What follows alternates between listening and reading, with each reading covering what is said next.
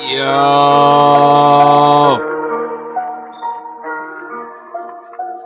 what's good?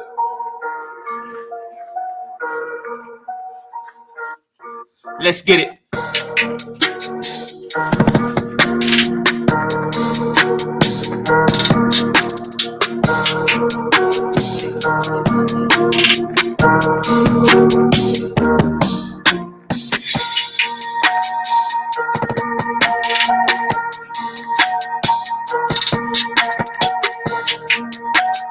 Smash the like button as you come in the building.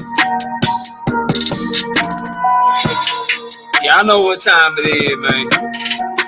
It's time for another episode of Knockout Boxing 86 TV. Claressa Shields goes off on men's boxing. Shakur Stevenson says Devin Haney ain't got nowhere to go. Keith Thurman done snuck up ahead of Alexis Rocha at number 2 in the WBO rankings?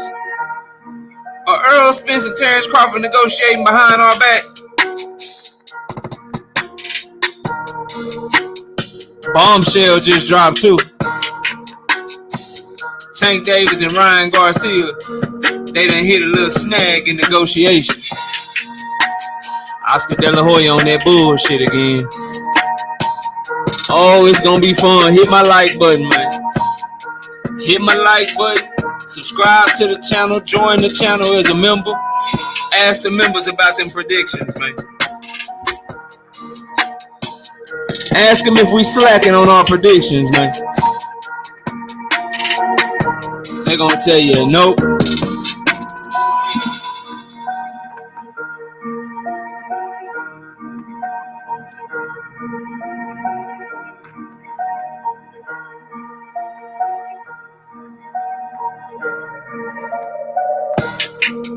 I'm calling out to everybody on YouTube. I'm calling out to everybody on Twitter. I'm calling out all the PBC haters. I'm calling out all the Tank Davis haters. Everybody that tries to make the PBC at fault for everything that goes wrong in boxing. Hit my link tonight. I want to holler at y'all. Matter of fact, that's what I'm about to post on Twitter. Calling all PBC haters, man. We keep it solid and thorough and all the way down the middle, man. That's why y'all here. Hit the like button. All right. Let me get this speaker turned off. I got a track from my DJ. Somewhere. DJ G5 gave. I got a track from the homie DJ G5. Where it go, man? I always have an issue finding it. Where is it? There you go, man. DJ G5 gave. Drop that track on their head one time, bro. KO the base here. We lit tonight. Y'all come through, man. Y'all know how we gonna show up and show out. See y'all all in the building.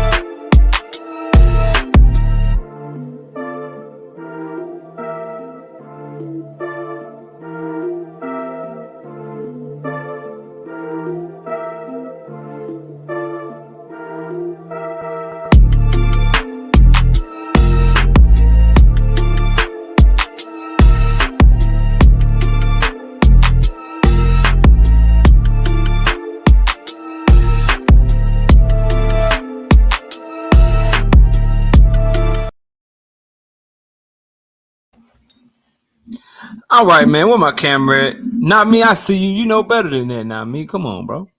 You know better than that. We're gonna keep it down the middle. I guarantee you, you won't be able to see any lies in what I speak. You know, we speak the truth around here, bro. Where my camera at though? And shout out to my brother Not Me, always supporting the channel, man. Hold up. There you go. What's good with y'all, man? Shout out to everybody in the building. Hit the like button as you come through. If you want to donate to the channel, you can hit that cash app. That's right there. There you go. Or you can hit that super chat button, man.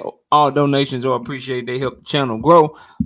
If you can't do that, man, at the very least, do what's fair and do what's right. And that is hit my like button, bro. Hit my like button, man. Hit my like button. It's free. It don't cost you nothing. Jab it. You know what I'm saying? Hit it with a knee. You know what I'm saying? Kick it, elbow it, rabbit punch it. Y'all get the picture, man. Hit my like button, bro. Get the likes up for your boy, man. Let's see who we got in the building. We straight to it. And we will be dropping the link once we get through some of these topics and cook on a few things. Then I'll drop the link for anybody that wants to participate. Daryl DeLoach in the building, I Carmen in the building, Johnny Q in the building. I'm not a Lakers fan, right side. I am a LeBron fan, bro. So I got a Heat hat, had a Cleveland hat. I'm weird, bro. Basketball, I cheer for the player that I like the most. Luke is my second favorite player, so if he ain't playing LeBron, I root for him. And then, boxing, I just love the sport. So that's kind of how my fandom lies. Baseball, I don't really watch. Hockey, I don't really watch. But I'm with, Dallas Stars and Texas Rangers. Football is my teams. Basketball is my players. Before LeBron, it was Allen Iverson. Before Allen Iverson, it was Jordan. And that's how we rock it. Mac of the South, what's up with it, bro? Omega Red in the building. Right side, what's good? Daryl DeLoach, as I said, Big Ray in the building. Talib Cunningham, what's good with you? Todd Swindle, Omega Red. What's up with it, Omega? My wife, Miss Knockout.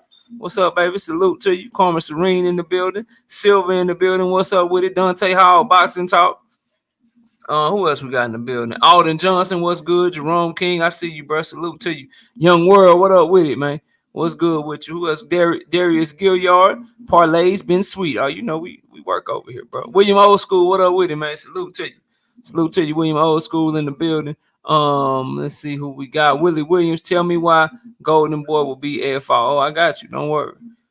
Dominic, what's up with you, bro? Salute to you. Flawless Mentality, what's up with it? Thrill Hill in the building. What's good with it? Thrill Hill. Who else we got, man? Who else we got? Master Khalik, what up with it, bro? Salute to you. Mavs just got Kyrie. Yeah, they did, bro. That hurt LeBron and them, but that's good for the Mavs. So shit, Kyrie and Luka, that offense is gonna be unstoppable. They ain't gonna have no defense though. They ain't gonna have no defense, bro. They got rid of Finney Smith and then with it, they ain't gonna have no defense, bro. Emmanuel Pettigrew, what up with it, bro? Salute to you. Jay in the building. Skills from New Orleans, what's up with it? PLG Ski, what up, bro? Shout out to Mr. Money, super chat with the $2. He just dropping the super chat just to show support. Appreciate that, bro. Whatchamacallit, what's up with you, bro? Who else we got? Donnell Clark Bay, what up, bro? Gertz in the building. Brian C, I see you. Sean T, what's up with it? Guy the Green, I see you, bro. Skits, So Paul, appreciate the Monday live. Yeah, as y'all can see, we live on a new day. My daughter Jada in the building. What's up with it, sweetie? We live on a new day. We're gonna start being live Monday, Wednesday, and Thursday nights at 7:30 p.m. And then we also gonna be live every single Sunday morning with the Singing OG KQKC Boxing Network. So get on board with the schedule. Hit the like button. You know what I mean? And let's get it and let's make Monday nights your new home for Boxing Talk. When you had a long Monday, man, come over here and holler at your boy and kick it with me. Another announcement, we got a debate this week, Thursday night. Show starts at 7:30 p.m. Central Time. Debate starts right after that. And the debate is between Money Brown TV and King David from Box or Die. It's the debate we've been having since I started my YouTube channel. Y'all must have forgot what's up with you, bro. I see you. It's a debate we've been having since I started my YouTube channel. It's one of them Errol, Spence, Terence, Crawford debates. It's going to be highly entertaining, and I can guarantee you it is sure to be a debate that you don't want to miss. But let's get straight to it, bro. We're going to start with Claressa Shields, man. Claressa Shields got a lot of people, a lot of fight fans, man. Got a lot of people insecure out here, man. Got a lot of people making excuses, bro. You know what I mean? So she basically, let it be known her feelings that, hey, the women, we kicking y'all ass right now. We kicking y'all ass right now. Men's boxing ain't got shit on women's boxing right now. Lamont Griffin, what up? And this is what she had to say. She said, just to stir this pot.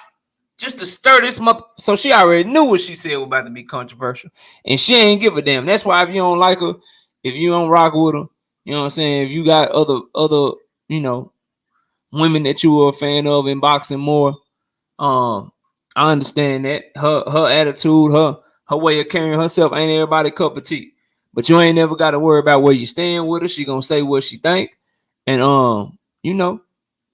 it's a lot of people who don't do that. They do the politically correct role, and she don't give a damn about none of that shit. She gonna say what's on her mind, and I respect that. I respect, like, even though I may disagree or agree sometimes, or I may disagree with Jermell Charlo sometimes. What I respect about people like Claressa Shields and Jermell Charlo is you know what they thinking. You ain't got to guess. You ain't playing no mind games. They not playing coy. She a straight shooter. She straightforward with it, and she gonna let you know what it is. But anyway, this is what she said, bro. This is what she said, right? She says, just to stir the pot. Yes, women boxing has a smaller pool of women, sure.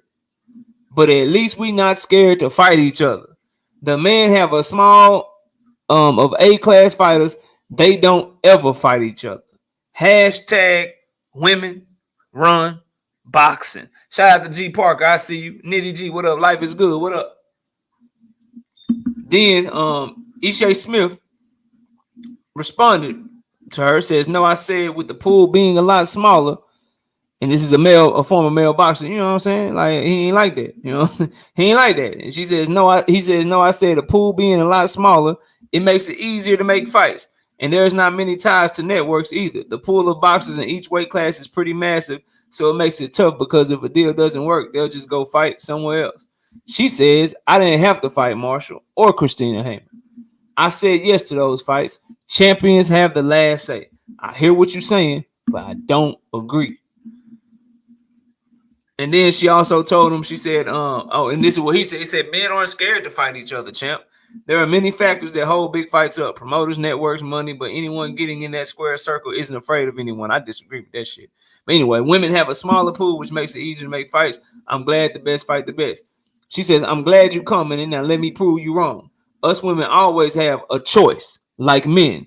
And all that you mentioned don't take away the men. They choose tune-ups and to not want to fight each other. They are scared to risk their zero. You talking to the best, champ. Damn, Claressa Shields going in, bro. What y'all think, chat? Who y'all agree with, man? Y'all agree with Claressa? Y'all rocking out with Ishay Smith? See, his thing is that the men fight are harder to make because they got more options. Her thing is, shit, we got options too. We choose to fight the best. Y'all don't. We Mo School says she right. G Parker say T-Rex. Omega Red says shit. What y'all talking about? We got Cool Boy versus whatchamacallit versus Monster. You know what I mean? So here's my thing, right? Shout out Tay Tay in the building. I see you. Jerome King, what up? Here's my thing, right? Todd Swindle says she absolutely 100% right. It's a different conversation for me. Like, I think that the women are showing more competitive heart. They are fighting each other. I mean, what we got this year alone, or last, you add up the past calendar year. So February of last year to February of this year. I mean, what we got? Serrano and Taylor, Baumgartner and Mayer, Shields and Marshall. And then we just got Baumgartner for undisputed. We're about to get Serrano and Taylor too. They big fights just don't fall through. The lady, I forget her name, that Claressa Shields fought. The Cruz DeZern, the 168-pound undisputed champion. Like, they all fight each other, bro. They all fight the top of the division. And so it is something to be said for their best fighters. They fight each other. Like, Claressa Shields, Savannah Marshall, we got to see that shit. Serrano Taylor, we about to get to see that shit for a second time. You know what I'm saying? On the men's side, we still begging for Tank versus Devin. We still begging for Spence versus Crawford. We never got Canelo versus Jamal Charlo. We never got Canelo versus Demetrius Andrade when we wanted it. They're blocking Dimitri Bivol versus Artur Beterbiev right now. What up, Dank Father? I see you. And so I feel what she's saying, but Ishe Smith, he right too. Like, if you got 15 people in the weight class, like it's like 15 people in your weight class, eventually the top fighters got to fight each other. You run out of people unless you're just going to fight trash ass girls else is doing the weekend, train during the weekend, bro. It just is what it is. But in men's boxing, they may have 100 people in the weight class, 200 people in the weight class. So the pool is bigger, but it still do be some ducking going on around that bitch, man. It do be some ducking going on around here. Now make no mistake about it. Like, I think that men's boxing for me is more entertaining. You get more knockouts. They're bigger, they're stronger, they're faster, better reflexes. So it's more entertaining. But women's boxing is taking the bull by the horns, and it's more entertaining in terms of, you know, you're going to get the best possible fight that you can get in women's boxing. And we got to do a live today about how one of the fights that everybody was excited for, one of the fights that everyone was excited for, Tank and Ryan, that shit looked like it about to fall through. That shit look like it about to fall through. So that's the difference to me. Women's boxing, they fight each other at the top, not only because maybe lack of options, but also because they're showing more competitive spirit to me. They're showing that they really want to go make the big fights. And honestly, it's their only way to money. It's kind of like UFC, bro. That's really kind of what women's boxing is. It's kind of like UFC. Like, if Claressa Shields don't fight Savannah Marshall, there is no other bag, bro. So she go do that shit, and she just naturally gonna do that shit anyway. Amanda Serrano can't make money with nobody but Katie Taylor the way that she want to make money, bro. Whereas if you Tank Davis, shit, I can get this money fighting Devin Haney. I can get some bread fighting Cruz. I can get some bread fighting Loma. I can fight Shakur for some bread. If I'm Canelo, shit, I could fight Jamal Charlo for some bread, but I got some bread over here with Ryder. I got some bread over here with Callum Smith. I can get this money fighting Billy Joe. I can go fight, you know what I'm saying, Caleb Plant. I can do all of that shit. But these dudes, like say what you want. A lot of men boxers, bro, they are conscientiously making the effort. They are conscientiously choosing to fight people that we don't ask them to fight. A lot of them, bro. 100%. 100%. Teach say he blaming both sides if the Golden Boy and if the Tank and Ryan fight fall through. And shout out to Mr. Munn, that $5 with the Super J. Said she right, but that doesn't dispel some valid points that old boy made. Yeah. That's what I'm saying. Like, I kind of agree with both of them. He is right that women have a smaller pool to choose from, but where I agree with her is, they showing more dog than y'all right now, bro. Because I would argue it don't matter how big the pool is. You getting this shit to be the best, right? And that's why I agree with her. Like, fuck the pool. You know what I'm saying? Like, don't nobody care what the pool is. You know who people want to see you fight, bro. You know who people want to see you fight. So I don't care nothing about the pool and, oh, we only got 15 people, or y'all got to do that because you didn't know, bro. Like, it really is a choice that you can make, bro. Like, your pool be damn. People want to see you fight Tank Davis if you Devin Haney. People want to see you fight Shakur. People want to see you fight Loma. The pool be damn, bro.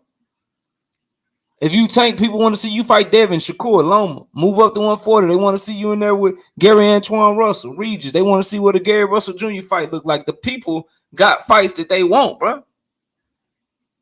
Options be damn, so options don't matter, because at the end of the day, you gotta have that competitive spirit within you to go get that smoke, bro. Appreciate that. What up, Zulu? I see you, bro. Appreciate that, Dank Father. What's up with it? My sis in the building. What's good? So it is what it is, bro. Like, I ain't got no issue with it. Like, it's crazy people that will take issue with that statement when it's just factual the women putting on right now, bro. That don't make you no less of a fight fan saying it. That don't make you no less of a men's boxing fan to say, yeah, they putting on right now. They putting on better matches than the men are right now. They're having more of the fights that you want from women's boxing than the men are giving you from what you want from men's boxing. And at the same time, you can still say that to me, men's boxing is more entertaining, bro. It's funner to watch for me. It would be even more fun, and there would be no conversations like this if they actually fought who we wanted to see them fight, bro. No, I don't think so. Not me. That's why I enjoy it. I think men are more athletic. I think they hit harder. I think they're more skilled. Their reflexes are better, and that's why you think of it. Women right now that fight at a certain rhythm have certain advantages. Claressa Shields, Alicia Baumgartner. Look at their two styles compared to that of the typical woman boxer. And to me, you will find out why they're probably so successful at what they do. And take that for what it is. Shout out to Teach with the $5 in the super chat. He says, to the new Monday show. Yeah, we working. Coach Joe, what up with it, bro? TWT all up and through this thing in the building. What's up with y'all? Hit my like button, bro. 141 people in here, 100 likes. We just getting started. All right, bro. Let's get to this Crawford Spence shit. Cause we talking about lightweight a lot today, bro.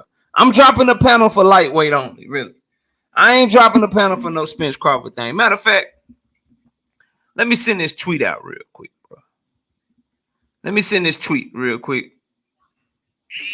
I like to send it to let them know that we live, and if they want the smoke, to come get it. Let me send this tweet out real quick.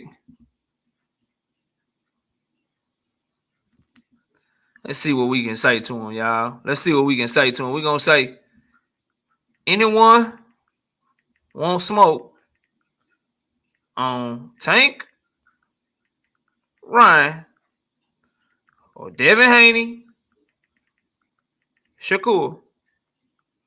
We live right now. Y'all be sure to share on y'all social media platforms as well, bro. Y'all know we working over here. But let me just get to Spence and Crawford, bro.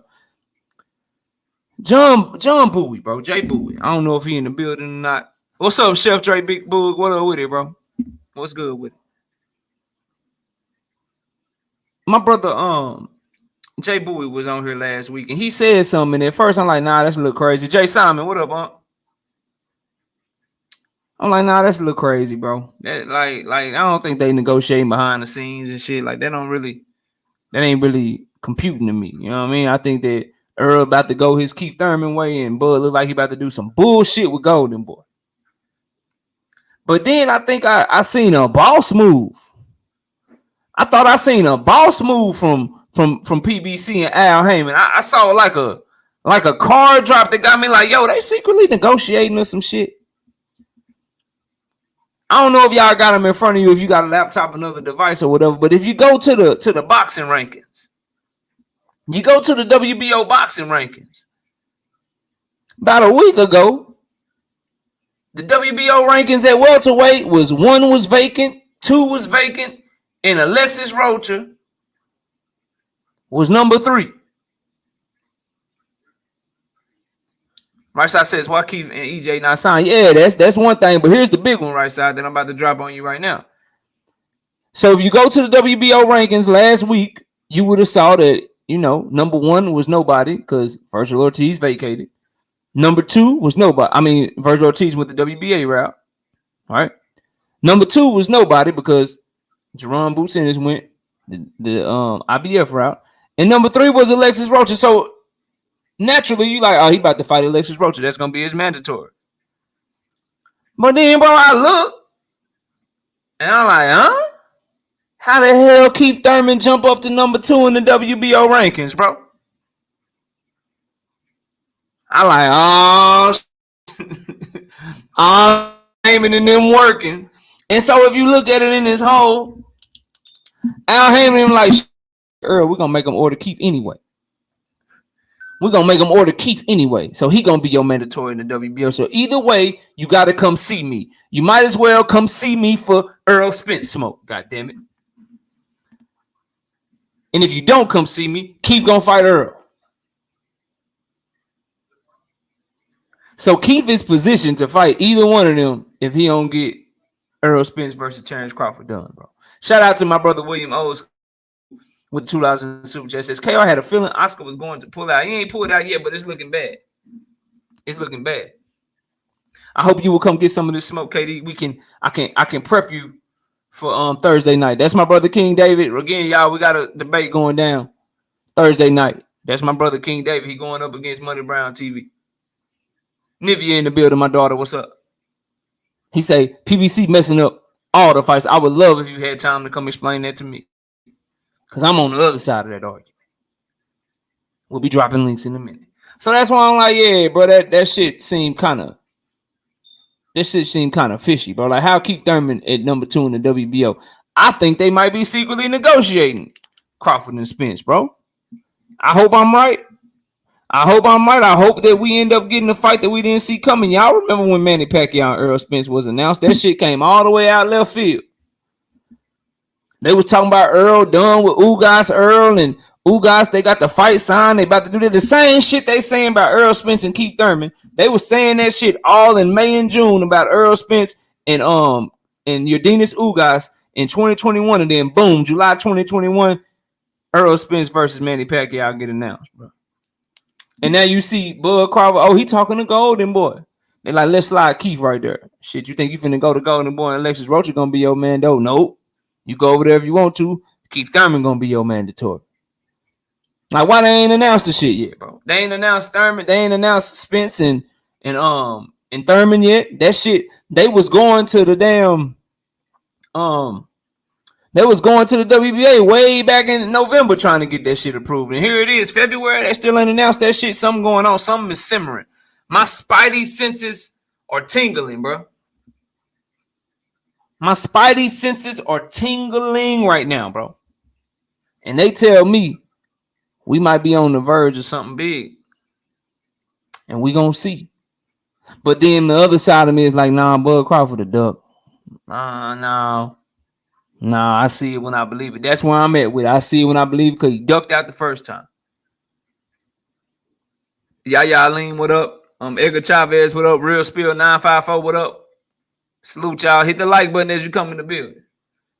Leon Robinson, what up, bro? So we'll see, man. We'll see on that. But let's move this thing along, man. I'm dropping links. Now. I ain't even, because see what happens is people try to steal my takes and shit. I know what y'all be doing. Y'all be on that bullshit. Y'all will wait to hear me say something. And then you'll come up here and you'll say the same shit that I said. Not today. I ain't going to tell you what I think about Tank and Ryan yet. Or Devin Haney and what Shakur had to say yet. We about to cook on this Tank Davis, Ryan Garcia shit. Let me drop this link. They using him as a chess piece, Teach. He ain't nothing but it's looking like Keith ain't nothing but a chess piece to make Bud and Spence, to be real with you. And that's what I hope. I'm gonna end that poll, man. I know where y'all stand. That's the how I pin that message. Let me pin that message for y'all one time, bro. All right, link is in the chat for anybody want to come up. Let's get to it. So, De La Hoya and PBC are at an impasse, bro. And here's why we might end up not getting this fight between Tank Davis and Ryan Garcia. Let's cook on it. This is what De La Hoya had to say. He said, it boils down to who's going to control the rematch. We literally down at the 1 yard line. What's holding everything up is the rematch clause. It's only fair if Ryan wins, then our side controls everything as the A side. This is just the way it always has been. It's common sense that whoever wins the A side, that's the bottom line. We're not reinventing the wheel here. It says Al Heyman is dictating everything. They've asked for this, asked for that. Who comes out first? The penalties if Ryan comes overweight. We've given in, we've negotiated. Everything has been very pleasant. If Ryan loses, sure, there's no rematch. It's been a pleasant negotiation. It really has. I really hope their side doesn't fumble the ball and we have no Super Bowl. We at Golden Boy are just protecting our TV partners. It's only fair that everything gets switched around if Ryan wins. Then he says we're holding strong because we know it's fair and we feel 1,000% this fight is going to be made in the biggest fight of the past few years. Okay. So that's what the brother Oscar De La Hoya, that what he got to say, bro. DJ, what's up with it, man? What's going down? What's going on, KO? How you feeling, man?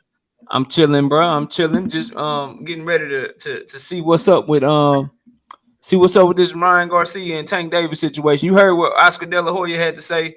Is basically, long story short, the fight is getting held up because they want to be the A side. If Ryan Garcia wins, they want to be the lead promoter and they want the fight to be broadcast on network on the zone for the rematch. Who's at fault here, bro? Like, whose fault is it if this fight don't happen?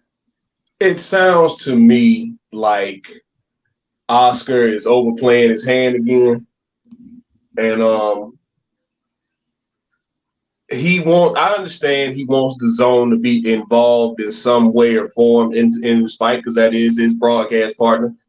But this is kind of bringing me back to what happened last year, and it's kind of resurfaced again in certain circles this year with the Jaime Munguia and Jamal Charlo fight. He is trying to push the zone on people who don't necessarily have to deal with them.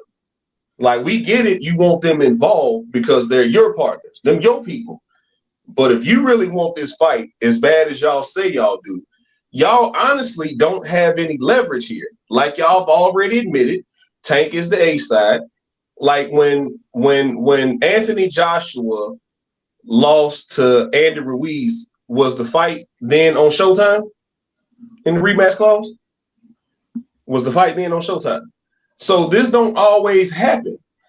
He's saying they're not reinventing the wheel, but I'm saying if Canelo had lost to Caleb Plant, would the fight still be on Showtime, right? So you don't necessarily give up all your leverage in a rematch clause. Like, I think it's a one-way rematch clause, is it not?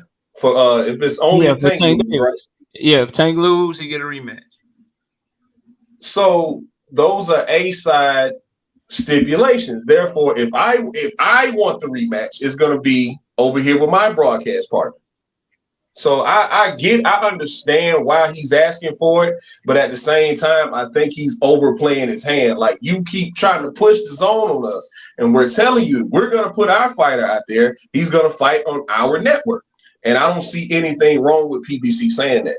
I understand both sides of the argument, but it sounds like Oscar keep trying to push the zone on people. Got you. Shout out to Matai Yoel with the $5 in super chat. Says, good day, chat. Salute to you, Matai. You always coming through on the videos, on the live streams, always showing love to the channel and supporting the channel. So I appreciate you, bro. Right side, man. What's up, man? Who fault is it, man? What's going on, man? Like, as you know, Tank Davis and his side, they like, hey, man, we do a rematch clause. If I gotta fight you again because you beat me and we want the rematch clause, shit, we still broadcasting that shit. Oscar De La Hoya like, nah, if we win, that make us the A side. Y'all gotta bring y'all ass over to the zone. Who right, who wrong, man? Make sense of it, bro. Well, it's not about who's right or who's wrong, right? I don't think there's a right or wrong in this situation. First things first, my apology. Shout out to my brother KO for the first Monday night show. Shout out to my brother, man. Hey, I'm proud of you, bro. Keep doing your motherfucking thing, man. You know I always got love for you. Shout out to my brother DJ as well. The dogs, we're gonna kick y'all ass next year, regardless. But anyways, moving forward, I don't think it's a right or wrong in this situation. I will say, the way I look at it, bro, if for some reason Ryan is able to beat Tank, right? It's already a one-way rematch clause for Tank. I don't see a problem with what Golden Boy's asking for, and the reason I don't see a problem is because you lost the motherfucking fight. That's the only way that can happen is because you lost the fight. If you lose the fight, you lose leverage, and so in this situation, and honestly, I never respectfully to Oscar De La Hoya, I damn near never agree with him. In this situation, if it's truly about I think it's more than the rematch clause, in my opinion. I don't think that's the only thing going on right here. But that's me looking from the outside looking in, you know what I'm saying? So I really don't know, but I can't say that he's wrong for saying that, because if once again, I go to Devin. If Devin beat Tank and there's an automatic rematch clause in there, Devin fights on the PBC Showtime the first time, and he's with a different network, which I don't think he will be fighting over there. But if that were to happen, well, you need to fight on his network now for your rematch, because you lost the fight. You're no longer the A side. You can't be the A side after you done lost against the individual. And so I can't say that Oscar is wrong in this situation, even though I disagree with Oscar, a lot of Oscar's sentiments. I can't say he's wrong here just simply because if Tank goes out and loses that fight, which I don't think he will, but if he does, then the terms should the same way. And this is the prime example that I want to say real quick. We saw what happened with Devin when he went and fought Kambosos. Devin had to sign a 2-fight deal that we all agreed was against him. It wasn't in his favor, right, to become undisputed. He had to go back to Australia. You know what I'm saying? We've never seen an undisputed champion have to go and defend their titles over in somebody else's home country. But we saw that happen, right? And so at the end of the day, I feel like Oscar, he's trying to look out for the benefit of his fighter. But my problem is this: if it's going to be to the detriment of the fight, you can't do it that way. You can't do it to the detriment of the fight. You feel me? There's a threshold as far as negotiation goes, and once it becomes to the detriment of the fight, then I got questions. Then I got questions, because at the end of the day, you want your fighter to get that fight and win, lose, or draw. You feel me? The same way we saw with Devin, win, lose, or draw. He said, "Fuck it, I'm gonna go back over there." He had to do that. Shout out to Knockout Kings showing up big time. My bad. Go ahead. Last point. I'm gonna let you catch your super chat. Last point is, at the end of the day, I understand where Oscar is coming from, but that don't make him right. It doesn't make him right. I got you. Shout out to Knockout Kings, my brother coming through, showing big love in the super chat with $100 says salute KO Boxing 86 TV. Salute to you, bro. Appreciate you coming through and showing love to the channel like that, man. Look, bro. Yeah, my bad. Go ahead. Go ahead. No, what was you about to say? Go ahead. And also, I was just gonna say, like, I think that's something that can be. Let's just get the first fight done. Let's get the first fight done, and then when the rematch clause kicked in, then we can start negotiating other stuff like TV rights and purse splits and all that. Because the only way the rematch will happen is if Tank wants it. So if Tank wants a rematch, if he loses the fight, which I think he putting Ryan ass to sleep, but if he loses the fight, then now we got to talk about purse splits. Like I won the last fight, so I think I should get more money than him. So now you got to renegotiate different types of terms. Don't put everything in the first contract. Let's just get the first fight done, get that out the way, see how that looks, see what the attendance looks like, and all the stuff that the business people care about. Like, we as fans only care about the fight. The business people will get all that taken care of in the next fight. Let's just get the first one done. That's where I'm at with it. But at the same time, like I said, I understand. I get why Oscar's asking for that, but like, let's not be pushy. We right here on the cusp of getting this fight when we didn't think this fight would happen. We're right here on the cusp of getting it. Let's not add in extra shit, blood Crawford, then and end up killing the fight. Already. Shout out to whatchamacallit with the $5 in super chat, says the Kambosos get a rematch in Aussie, so it can happen. So Tank say no. And then shout out to God of Green. And shout out to my brother Educated Jab. I see you, bro. Shout out to God of Green with the $2 in super chat, says what determines A side, numbers or head to head? Here's my thing, bro. This is where I'm at with it. Right side, I think you dead ass wrong, bro. I think you dead ass wrong. I think De La Hoya dead ass wrong. So here's the thing, bro. Like, winning a fight don't make you A side, bro. It's annoying to me, and not saying but fight fans, and in the way that people want the whole business model of boxing to change, only when it's like certain A side fighters. Seem like when it come to Errol Spence and Gervonta Tank Davis, A side is supposed to change. The meaning of what A side is changes only for them. Like I remember watching Tim Bradley beat Manny Pacquiao in the first fight. I remember watching that shit. 100%. I watched Tim Bradley beat Manny Pacquiao in the first fight. When they fought a second time, guess who the A side was? Manny Pacquiao. Why was Manny Pacquiao the A side? Because he was the biggest star, bro. Like it's always going to be the revenue that you generate, dog. I'm tired of all this shit. Oscar know that.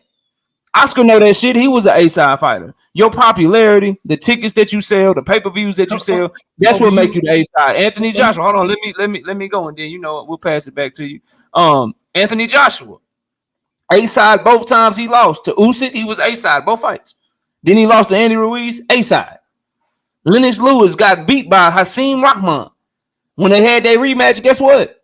Lennox Lewis was the A-side, bro. Mike Tyson, when Evander Holyfield beat his ass the first time, when they rematched, Mike Tyson was the A-side, bro. Like, at the end of the day, Gervonta Tank Davis has pay-per-views without Ryan Garcia. Whatever numbers that Ryan Garcia does in this pay-per-view with Tank Davis, whatever live gate they do, it's going to be in part because of Gervonta Tank Davis. And it'll be the only pay-per-view that he's ever been on when Tank Davis been on like 3 or 4 before him.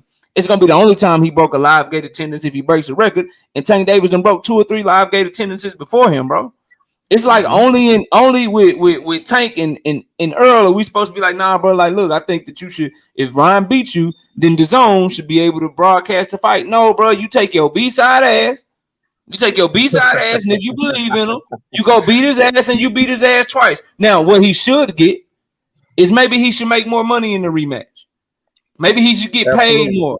But being A-side, like being able to like put the event on, being able to broadcast and shit, nah, bro, that ain't how business work, dog. At the end of the day, whatever number, they could do 1 million pay-per-views. Tank is going to have that 1 million plus whatever hundreds of thousands he did before Ryan Garcia ever came into the picture. They could put 50,000 people in the Las Vegas Raiders Stadium for $100 a ticket and do a gate of like $25 million, whatever that number is. Ryan Garcia gonna have that 25 million. Tank Davis is gonna have that 25 million plus whatever the 5 million gate that he just did with Hector Luis Garcia, and then the live gate that he did with Barrios, and the live gate that he did with Rolly. He gonna have all that shit still that Ryan Garcia do not have, bro.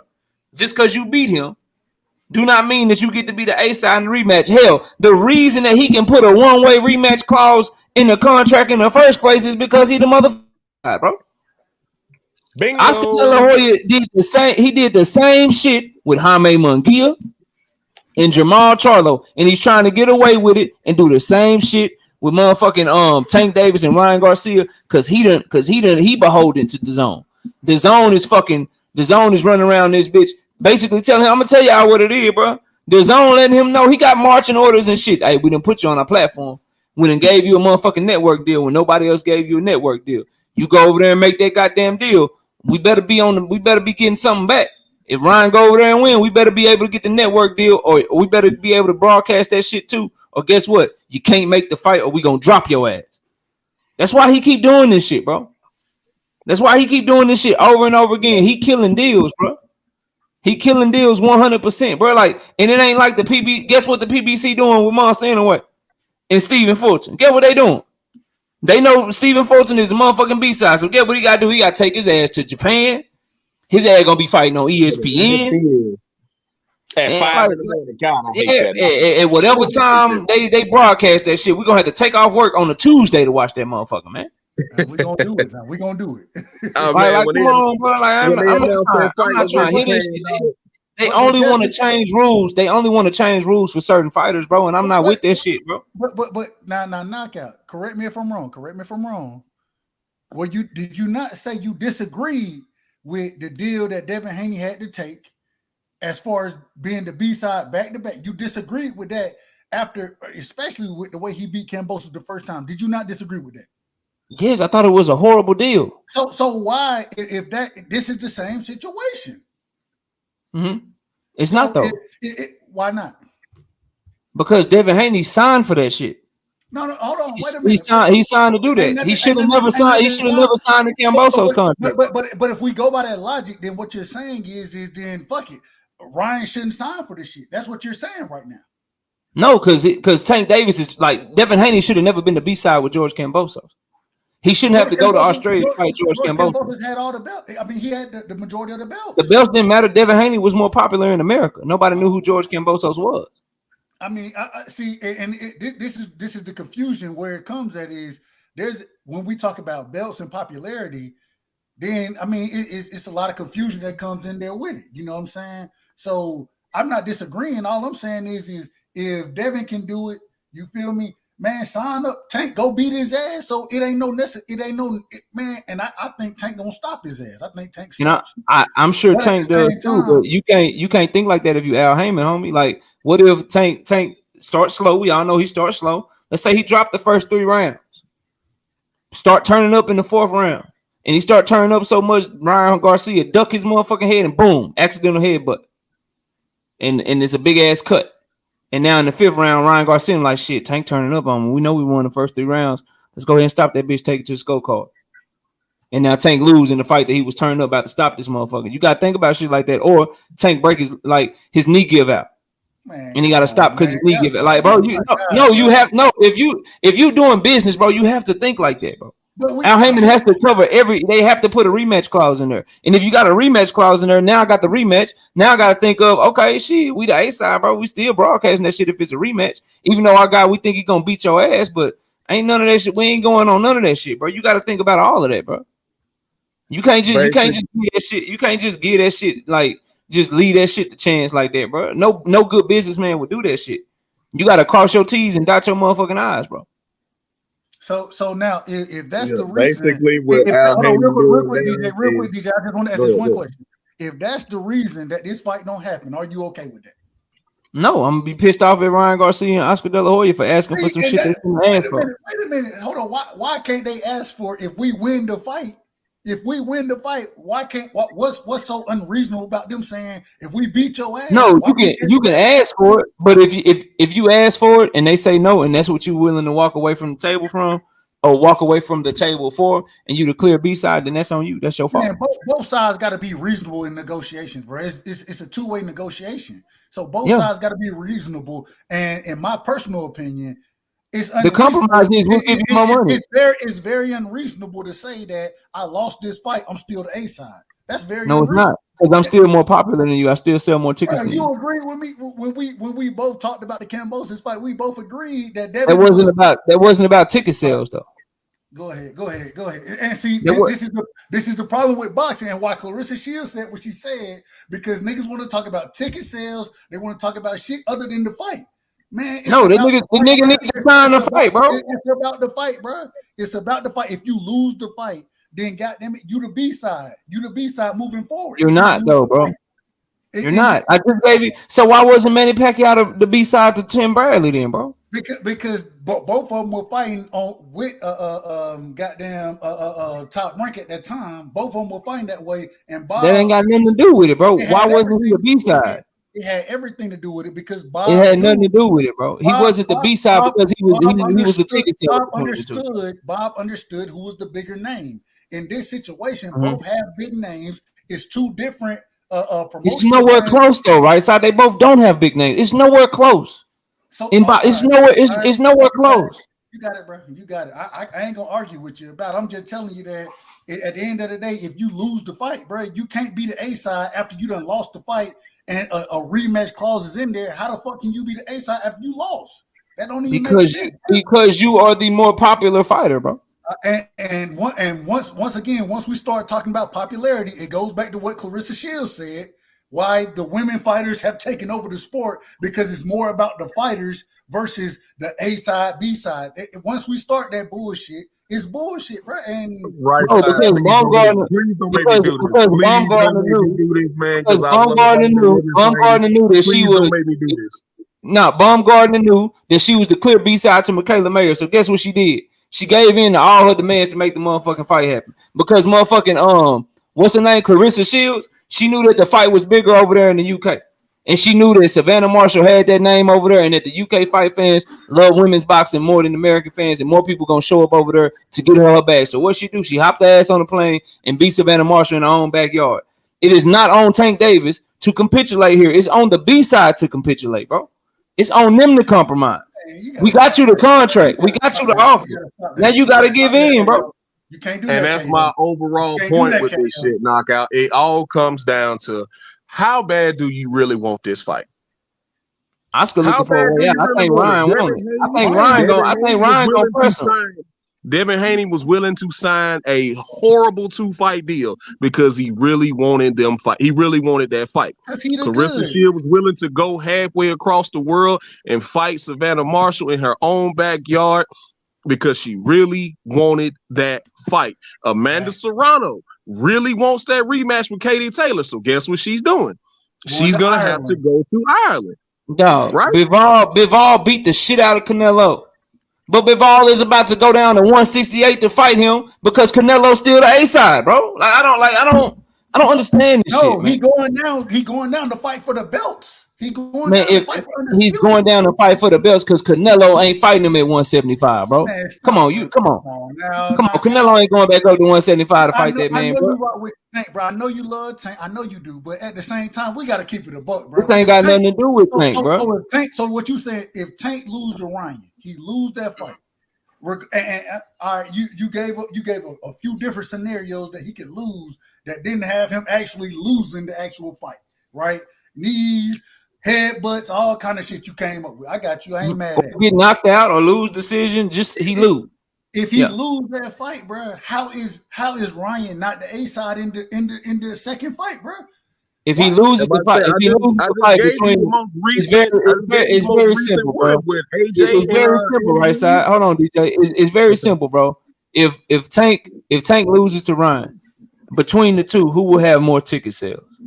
Ticket set, man. See, and this is the problem with boxing. We want, bro. That is how fights get made. Now you know how fights get made, bro. We're not talking about. You know how fights get made. All right, you got it. If we're gonna talk about ticket sales, Tank always gonna be the big ticket seller, so it is what it is. So he's always gonna be the A side, bro. It just is what it is. Hey, I gotta go real quick. KQ told me about this. I got Dub right side with a W in this motherfucker. My StreamYard been fucking up. I thought you did that shit on purpose, to be honest with you. Nah, my StreamYard been fucking up for anyway, that's a whole nother story. I'll be right back. All right, bro. Man, that's my thing, bro. All I'm trying to tell the good brother right side, and he'll be back because we gotta talk about Devin in a minute. And all I'm trying to tell all y'all in the chat, smash the like button. We got 232 people in the building. It's 167 likes. I need y'all to hit my like button. There's 60 some of y'all that ain't hit the like button yet. When it comes to determining who the A side is, it's always gonna come down to who sells the most, bro. It is what it is. Floyd Mayweather and Oscar De La Hoya. Oscar was clearly the A side at that time. Right now, it's clearly Tank. And if Tank is saying no right now, and you really want the fight as the B side fighter, and you got some fair money on your table, you got a chance at a second fight if you win to get another life-changing bag. If you have all of that, bro, you got to sign that shit. You can't be asking for no co-network shit, man. You can't be asking to take that shit over. No one's doing that shit, bro. Whatever network Mike Tyson was fighting on, that's where Evander Holyfield fighting on that motherfucker, bro. Wherever Joshua is fighting on, that's where Usyk is fighting. That's where Ruiz is fighting. Ruiz put Anthony Joshua down 18 times in their first fight, bro. Fact. And that's the one that put that man down 1,800 times in their first fight, bro. And guess what? That shit, Ruiz, that shit wasn't on Fox. And Ruiz is a PBC fighter. They didn't fight on fucking Fox the next fight. They didn't fight in Fox, and they didn't fight in California. They didn't fight in Texas. Bro. Just because but the rules are supposed to be different for Tank, bro. Just because that happened don't mean it was the right way that shit happened, bro. It is though. We would. Okay, go ahead. If it is, you go ahead. It is what it is. If you agree with it, you agree with it. I disagree with it. You feel me? But it is what it is. If you agree, I ain't mad. I don't agree nor disagree. I just know that that's what it is, and so I want the fight. And I know how shit has always been done. So when I see somebody like Oscar De La Hoya, who's not only a promoter, bro, he been a fighter before. He been in these types of negotiations, so he should know this. He should know how it works. So when I know how shit works, it ain't whether or not I agree or disagree. It's just that I know what can fuck the fight up. And I'm telling y'all right now, and I hate to say it, that if this persists and if Oscar don't come off of this shit, it's going to fuck the fight up. The PBC and Showtime, they not giving that shit away, bro. They not giving up that leverage of being the A side because no one else is asked to do that shit, bro. And that's my gripe with when it comes to Errol And when it comes to motherfucking Tank Davis, like no one like Canelo, bro. If Canelo want to fight at 175 against Bivol, if he want to fight at 168, Bivol is gonna do that shit because he is respecting Canelo's A side, bro. That shit is getting respected. When it was Manny Pacquiao, that shit was respected. The last dude that looked like me, that looked like DJ, that looked like you, right side, whose A side was totally respected in that manner, was Floyd Mayweather, bro. Ever since then, these other A sides that have come, they look and talk like Floyd, that come from a similar background as Floyd Mayweather. Now all of a sudden that shit ain't respected no more. Now all of a sudden that shit don't matter no more. But when I'm watching it matter for everyone else, bro. So that shit, you know what I mean? It just, I just want the fight to get made, bro. Like, and I know this shit gonna block it out. I feel where you're coming from, and I'm with you. They line stepping is what they doing. They trying to see how far and how long they could go. Let's see what we can get out of them. All right. Well, I gotta throw the zone in there somewhere because like I said, they my TV partners. I gotta throw them in. I gotta throw them a bone just to keep them happy. But if that's what if that's all it takes for you to block the fight, then how bad did y'all really want the fight? Like that's what bothers me in negotiations. Like everybody gotta have everything slanted towards them. Everybody got to have a golden parachute now when it comes to negotiating fights. Nobody, it seems like there's only a small amount of fighters that are really, really willing to take chances out here. Devin. And the niggas that's asking for the golden parachute be these clear B-side niggas. That's what I'm saying, bro. The niggas that be asking for the shit be the B-side niggas, but then the A-side dudes be the ones that be getting blamed for the fight falling through, bro. Right. Oh, he the A-side. All he had to do was give dude whatever he wanted to make the fight. Well, no. That's not how this works. That's not how this works, people. Like, I get to dictate the terms to how I want this fight to happen. Like even knockout, even going all the way back to Julio Cesar Chavez and his negotiations. If he knew he was fighting a mover, if he knew he was fighting somebody who's gonna move around the ring, he wanted a smaller ring with soft. Hold up, real quick, DJ. Daniel Phillips, I ain't never had no conversation with you. You ain't proved shit wrong. The link is in the chat. Come holler at me. Yeah, jump your ass on the panel, bro. I ain't never had this conversation with you. The link is in the chat. Come holler at me. Yo, what's going on? Come holler at me. All that barking from the sidelines and in the chat and shit. Come holler at me. Hey, real quick. Let me say this, Dub, and then you got. Let me go to everything boxing because he said salute. Just got done with a fire David Benavidez interview. Be on the lookout for the drop, man. Shout out to you and great work, bro. We would definitely be on the lookout for y'all. Go sub up to my brother Keon over at Everything Boxing. Go ahead, right side. And what's up to Inside the Square Circle with King Judah too? Go ahead, right side. Hey, real quick, and then I'm gonna pass to my brother Judah, man. Man, I was looking for you early today, ETB. You get me through my mid day, man. You get me through my shit. You ain't show up respectfully, of course, but I'm looking forward to the interview, man. Looking forward to that interview. Man, all I'm saying is it's funny that Devin does certain things, he don't get the credit for it. And then when it's time for other people to make boss moves that Devin makes, then you know what I'm saying? He gets criticized for doing what he did. But now when it comes around, niggas ain't gonna do what they gonna do. Man, go ahead, Judah, man. It's on you, bro. I ain't gonna hold up too much time. Well, look, I'm coming in kind of late on. I don't even know what this is all about, but I know a lot of people saying right now that the Tank fight and the Ryan fight getting delayed because of they still negotiating. I can run it down for you, King Judah, real quick. All right. The rundown is very simple. Oscar De La Hoya and Golden Boy. If the rematch happens, it's a one-way rematch clause. So if Tank lose, he got a rematch. The holdup is if the Golden Boy and Oscar De La Hoya they want to be the lead promoter for the rematch. So if Ryan wins and Tank wants his rematch, they want DAZN to be the one to broadcast it. PBC Showtime saying, hell no, we could do the rematch clause. Tank the A side, motherfucking rematch gonna still be on motherfucking Showtime. And that's the hold up right now. Go ahead. I got you. You know what? And where I'm at with it, bro, is like me just calling a spade right now in the middle, bro. I'm with it.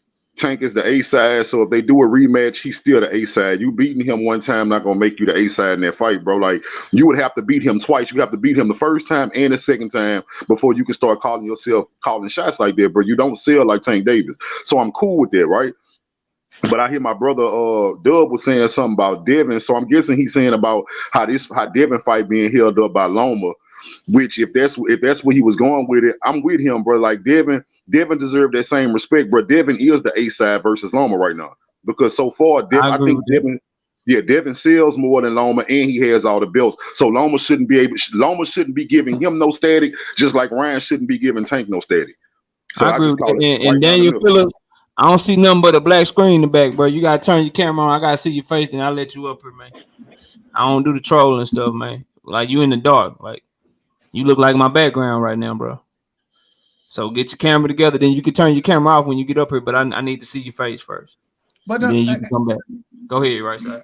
I was gonna say, and Judy, the thing is in my opinion, once again, I heard what you just said. I'm just saying that and once again, I want to make sure everybody understand my opinion, where I stand on this. I think Tank gonna stop Ryan. I think he stops Ryan. At the same time, if Daniel, you're still in the dark. I don't know why you're showing me a screen, bro. I'm getting troll vibes. Okay, I'm getting some troll vibes right here, Daniel. I want to let you up because I want to cook you. But Daniel, I need you to get a light on, and maybe you're in the car. Turn your car light on real quick. Maybe you're in your room. I don't know if your light bill ain't on or something, but I need you. Okay, I see the car light. Okay. All right, Daniel, you good. You can turn your camera off. I'll let you on up. Go ahead, right side.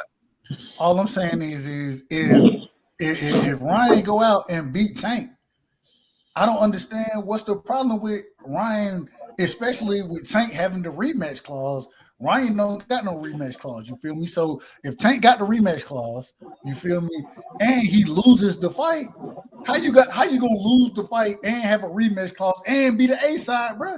You can't have everything your way. You can't have everything.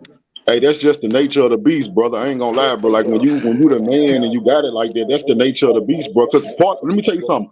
Part of Ryan being able to get Tank in the ring is him being willing to deal with shit like that. That's part of what it takes to even get these type of guys in the ring with you.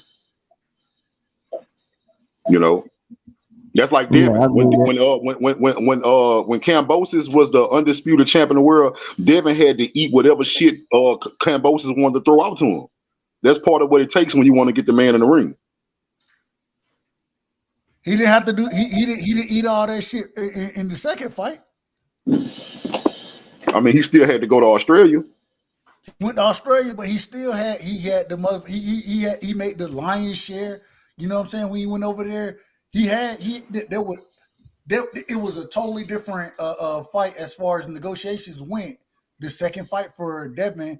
You know what I'm saying? So all I'm saying for Ryan, and once again, Ryan, he gonna get his ass stopped. So it really doesn't matter. It really doesn't matter in my opinion. I'm with you. I do agree with, and that's why I will say I do agree with Knockout on this.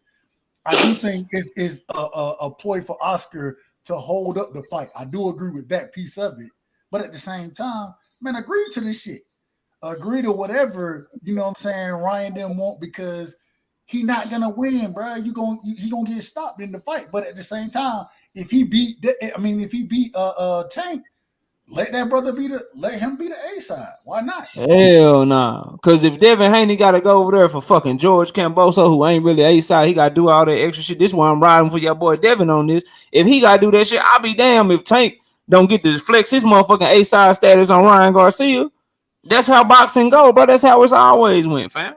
I'm not like, hell no. Kambosos he shouldn't have got that shit. That's why everybody understands that it was such a shitty deal, bro.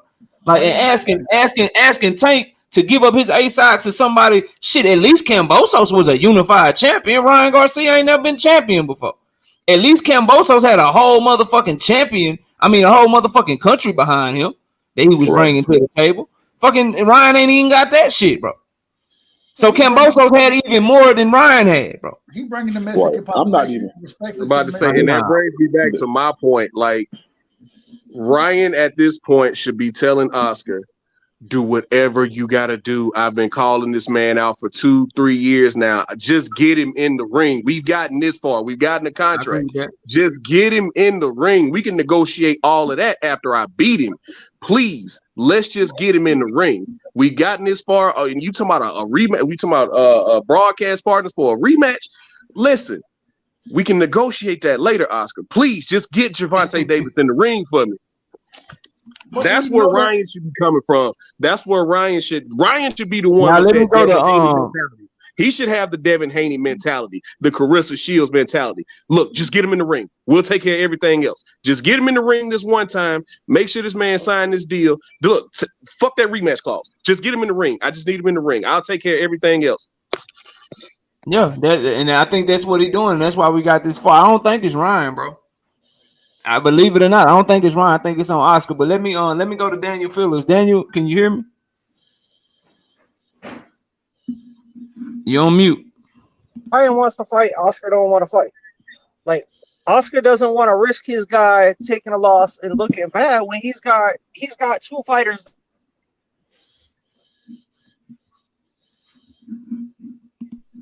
Like, if Virgil lose to Stanionis and Ryan lose to Tank and they both look bad doing it, he's dead. Right. I agree with all that, but he got Bud. He got Bud coming over there. Respect, my bad. He ain't got Bud signed yet, and he got Bud for one fight. Bud's last fight is Alexis Rocha. But Daniel, talk to me about this comment. You said, right. KO, we've had this conversation multiple times. We've all said the rematch with Canelo happens at 168 or not at all. Right. You are right everywhere else, but on that one, you keep being proven wrong and doing it again. And I ain't trying to stun on you, bro, but I don't remember ever having a conversation. It happened in the comment section like 3 times. But say what? It happened in the comment section 2 or 3 times. Okay, prove me wrong. What you talking about? Go ahead. But Bivol, like, remember the sanctioning bodies had this thing where they wasn't going to let the Russian fighters get paid. And Bivol didn't have citizenship in another country. Like, Beterbiev got citizenship in Canada. He changed his legal nationality, so he don't have that problem.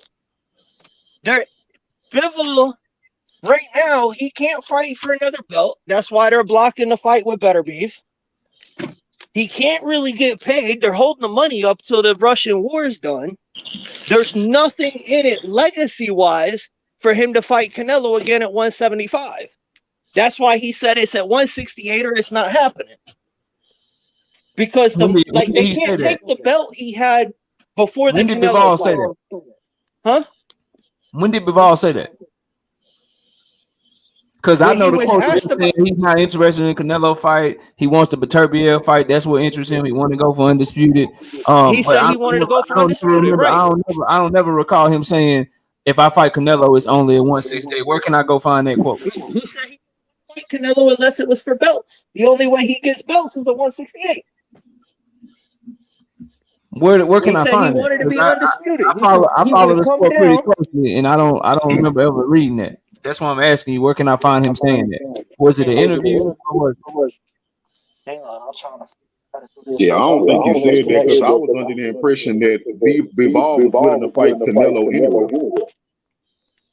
He was the first time. I was gonna say I didn't think he had any interest in a rematch personally. But... Nah, it was Canelo who didn't want the rematch. At first, yeah. I agree with that. And I got an echo coming from you, Daniel. I'm gonna have you go on mute and then pass it around. Then let me know when you find that link where he said that. Jerome, what up, bro? Yeah, what's going on, Knockout? What's up to everybody? Dub. But I just wanted to talk real quick about this A side and B side conversation. Go ahead. Now,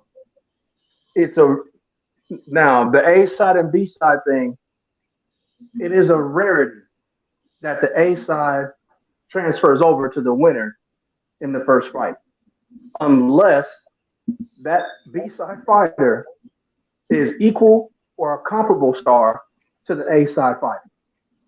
Now, we could even take it back to De La Hoya.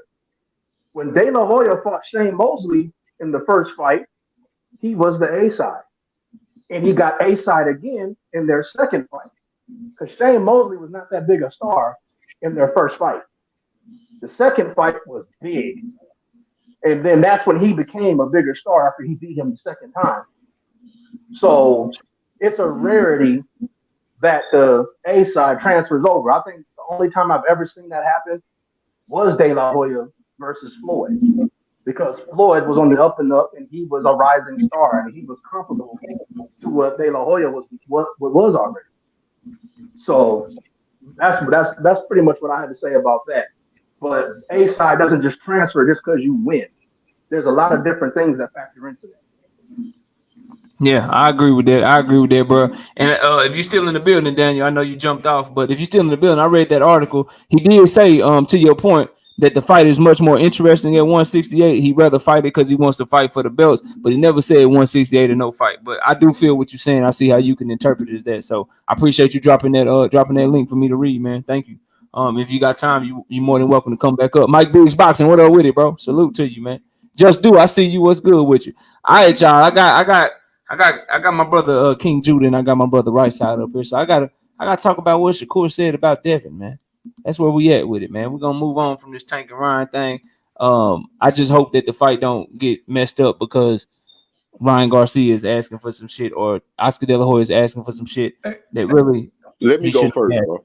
Can I say one last thing about that fight? Go ahead. Last thing is at the end of the day, I will say this. Regardless of A side, B side, man, Ryan, Oscar, and I believe Ryan want to fight. Oscar, you got to make this fight. This is especially for Oscar. This is a legacy fight for one of your fighters that you ain't never seen. You know what I'm saying? You got to make this fight. If you don't make this fight, then regardless of A side, B side, all of that shit, you got to make this fight happen. If you don't make it happen, then you got so much smoke as a promoter. It's going to be crazy. It's going to be crazy for him. You know what I'm saying? But it is what it is. Go ahead. My bad, KO. No, okay. You good. I agree with that. This is what I want to say about that. What you about to talk about? Go ahead. Were you about to talk about Tank and Ryan? Because I'm moving on from that. So if you had something else on, go ahead. No, I'm talking about that. What you were saying about Shakur when he mentioned let me read that. Let me read the quotes. Then you got it, bro. Let me read what he said to the people, just in case they didn't hear it. And then you got it, bro. But this is so Shakur was talking about Devin. Y'all know Devin said, "Hey man, him and his power, hey, we staying at 135 for the foreseeable future. We ain't moving for a year. And all the belts you got come through me." You know what I'm saying? That's what they were saying. They was in the gym popping their shit. Well, somebody let Shakur know how they were talking. And Shakur said this. The way Devin is talking, he going to stay at 135. His father said there will not be another champion in 2023. So I'm here to prove him wrong. Devin has got no choice. It's either me or Tank. After Lomachenko, it's either me, Tank, Ryan, or whoever. That's it. It's okay. It's solid. And now he started talking about they asked him about Hector Luis Garcia and Tank Davis. I don't care about them quotes. Blah, blah, blah. And then talking about Richard Hitchens. So yeah, that's the only quotes on Devin. So again, the way Devin is talking, he's going to stay at 135. His father said there is no other champion in 2023. So I'm here to prove him wrong. Devin has got no choice. It's either me or Tank. After Lomachenko, it's either me, Tank, Ryan, or whoever. That's it. Go ahead, King Judah. What you Shakur talking spicy, bro? Okay, my thing is this here, right? First of all, I want to say that what Shakur said, I have no problem with. Shakur is a fighter, and I respect his mind. He said exactly what a fighter is supposed to say in that situation. And another thing I want to point out is that Shakur has never been shy about his view on Devin Haney in the camp. He always said, I got a lot of respect for them, but I want to fight everybody. He always said, I want Tank and Devin.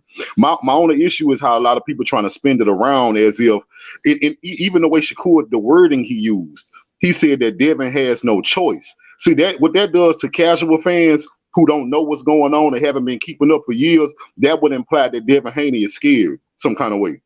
I'm going to tell you why that's not true, and it can't be true. First of all, nobody is forcing Devin Haney to stay at 135. That's his choice. So by him telling you, his camp saying that we going to stay, you didn't force him to do shit. He decided to stay. That means you was on his radar and Tank was on his radar. And then for you to say he has no choice but to fight you or Tank next, we already know he's open to saying he won't Tank next.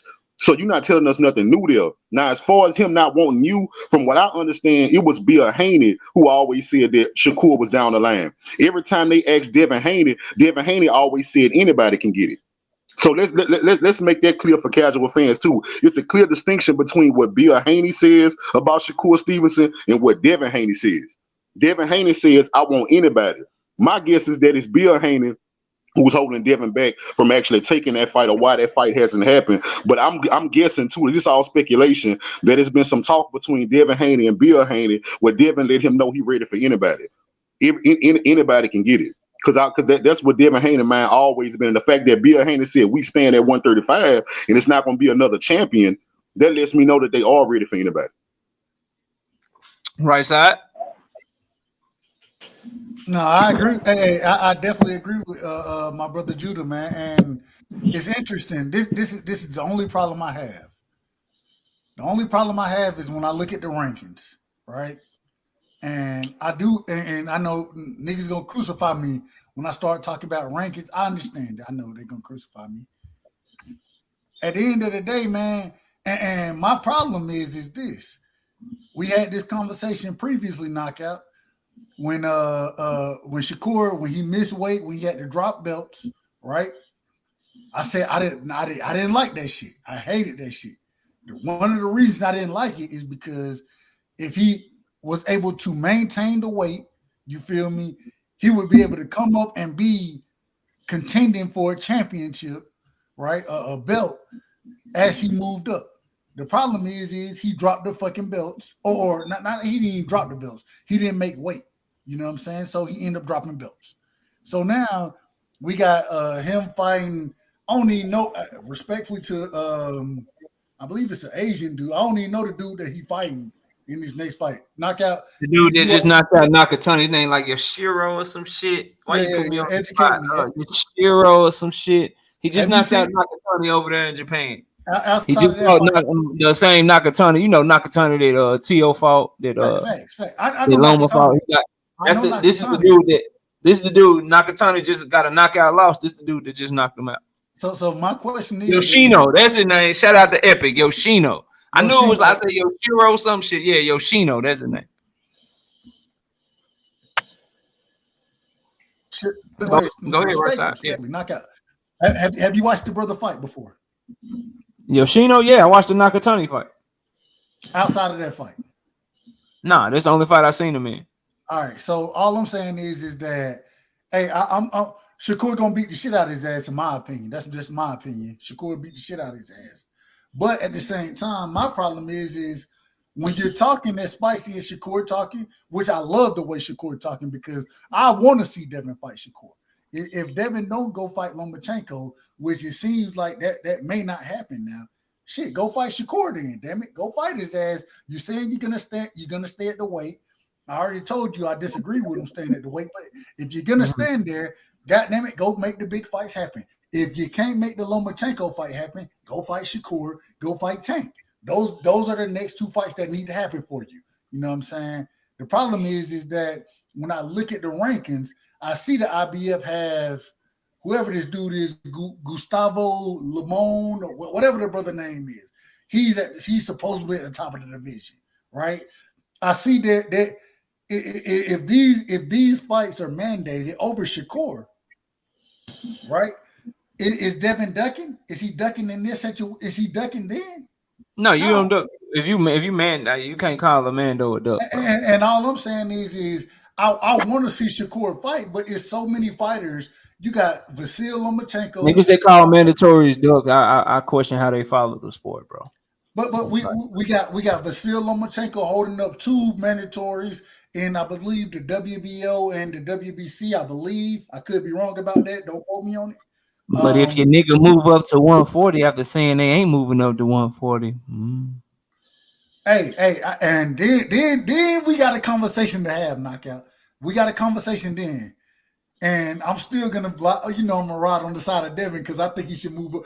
I thought he should have moved. Man, you both thought he should have moved up. What if they don't fight Loma? What if they saying this shit because the Loma fight ain't till later on in the year, bro? Man, how y'all feel about that shit, man? Man, what if that shit is in like October or some shit, man? And that's what he meant by it, bro. And then the nigga don't have to fight nobody else. He look. Yeah, what did he do this shit, bro? Y'all mad at him? Y'all cool with that? Where y'all at with it, bro? I mean, me personally, I feel like if that's what it is, and they already know the fight gonna be way down the line, I'm not cool with it. Like, let me say this. Hold on, Judah. You know, I got look. Let me get this point off. If Devin do that shit, bro, I got all type of problems with that shit, bro. Ain't no Devin. He got to have at least 2 fights this year, at least, and both of them. If it ain't Lomachenko, it need to be Tank and goddamn a mandatory. If not Shakur, I would prefer Shakur than a mandatory. I want to see Tank and Shakur against Devin, and I told you this, Knockout. I didn't like him saying Niggas about to fight in November for Thanksgiving. Hold on. I told you, Devin. I told you I did not like Devin standing at the weight.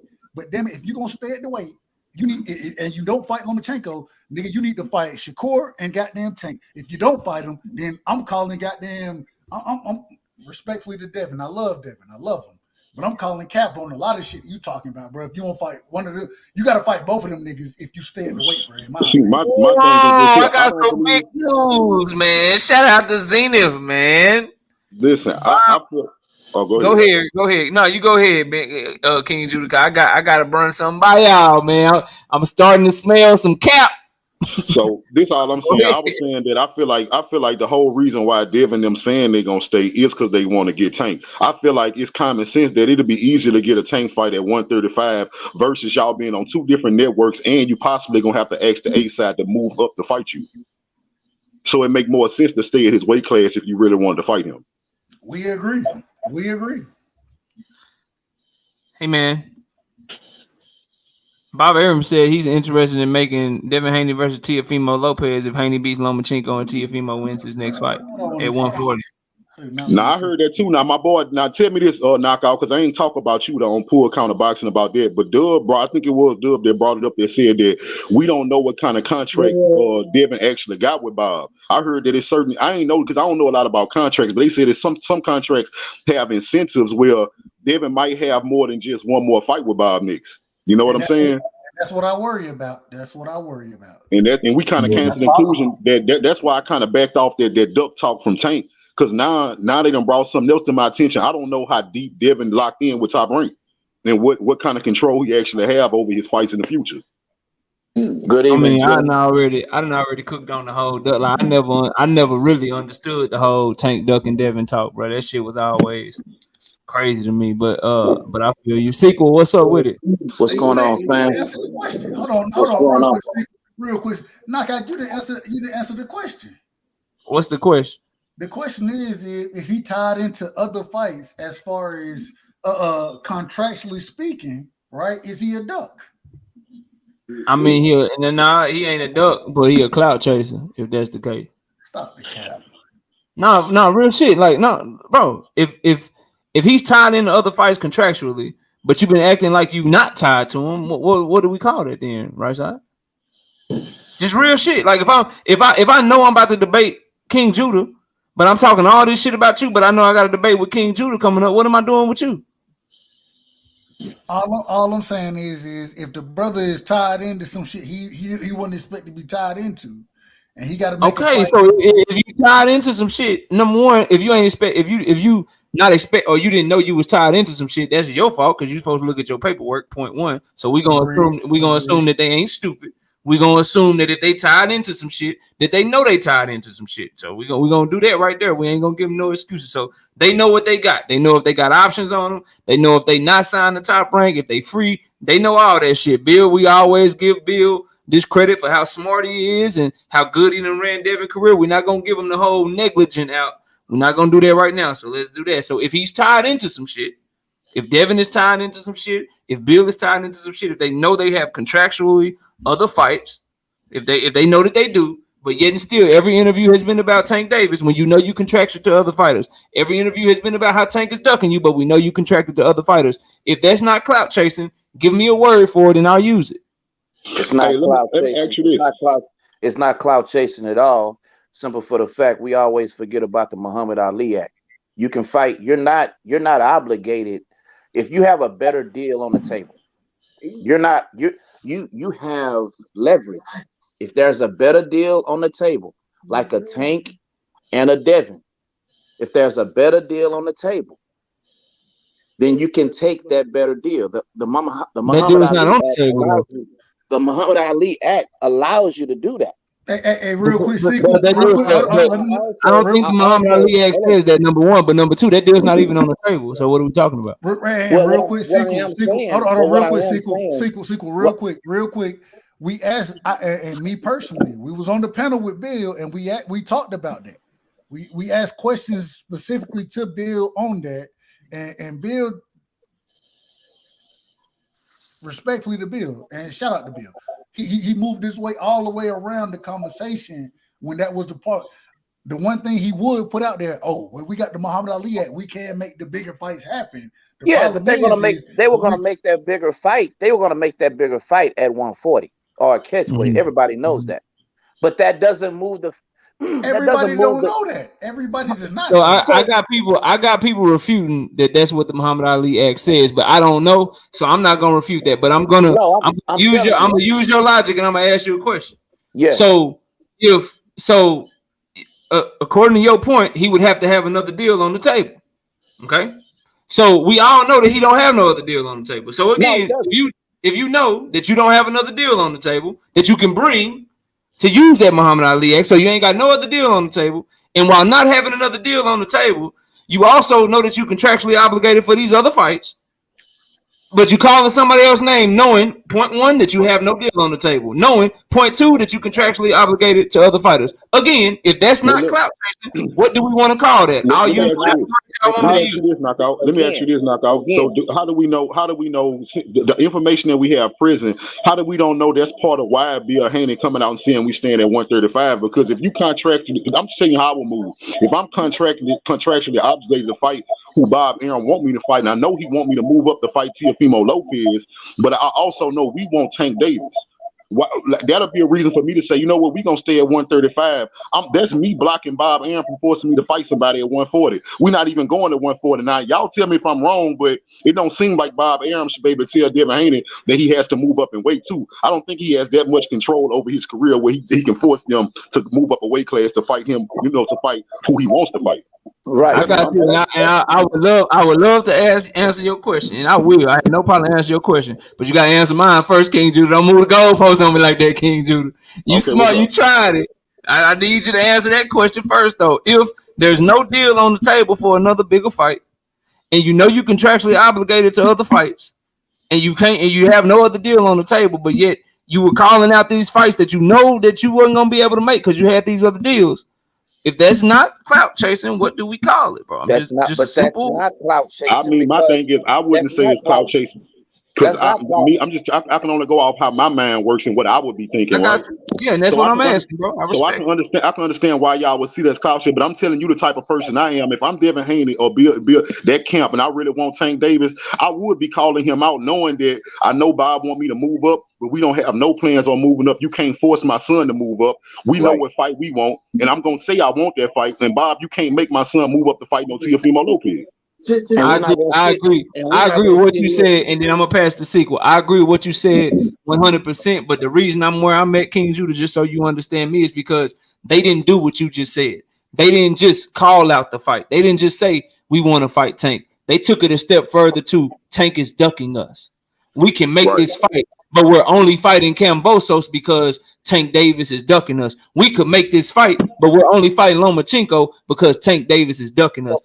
If they just called out the fight, like, look, bro, I want to beat Tank Davis' ass. I'm gonna smoke his ass. I gotta handle this shit over here because I got these other fights that I already signed for. But I'm gonna beat his ass. I want to smoke his ass, and I'm gonna do him dirty. That's calling out the fight. But when you take it a step further to accuse people of ducking you, when we know that you have contracted to other shit and you got other shit going on, that's where we differ. If he did what you just said, that's all facts. If he only did what you said and was calling out the fight, I want the fight, I'm beating down the door for Tank. If that's what they were doing, then I'd be 100% with you. But why my opinion is different is because they did that, plus they put the duck label on them. They acted like they could fight them when they couldn't. They actually couldn't. Sequel, go ahead, bro.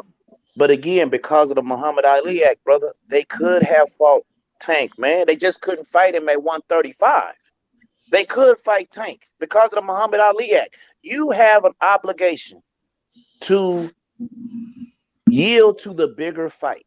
Now, they were going to do it at a catchweight or 140, but that fight could have been made. You keep saying that he's contractually obligated. He's only contractually obligated for an undisputed rematch.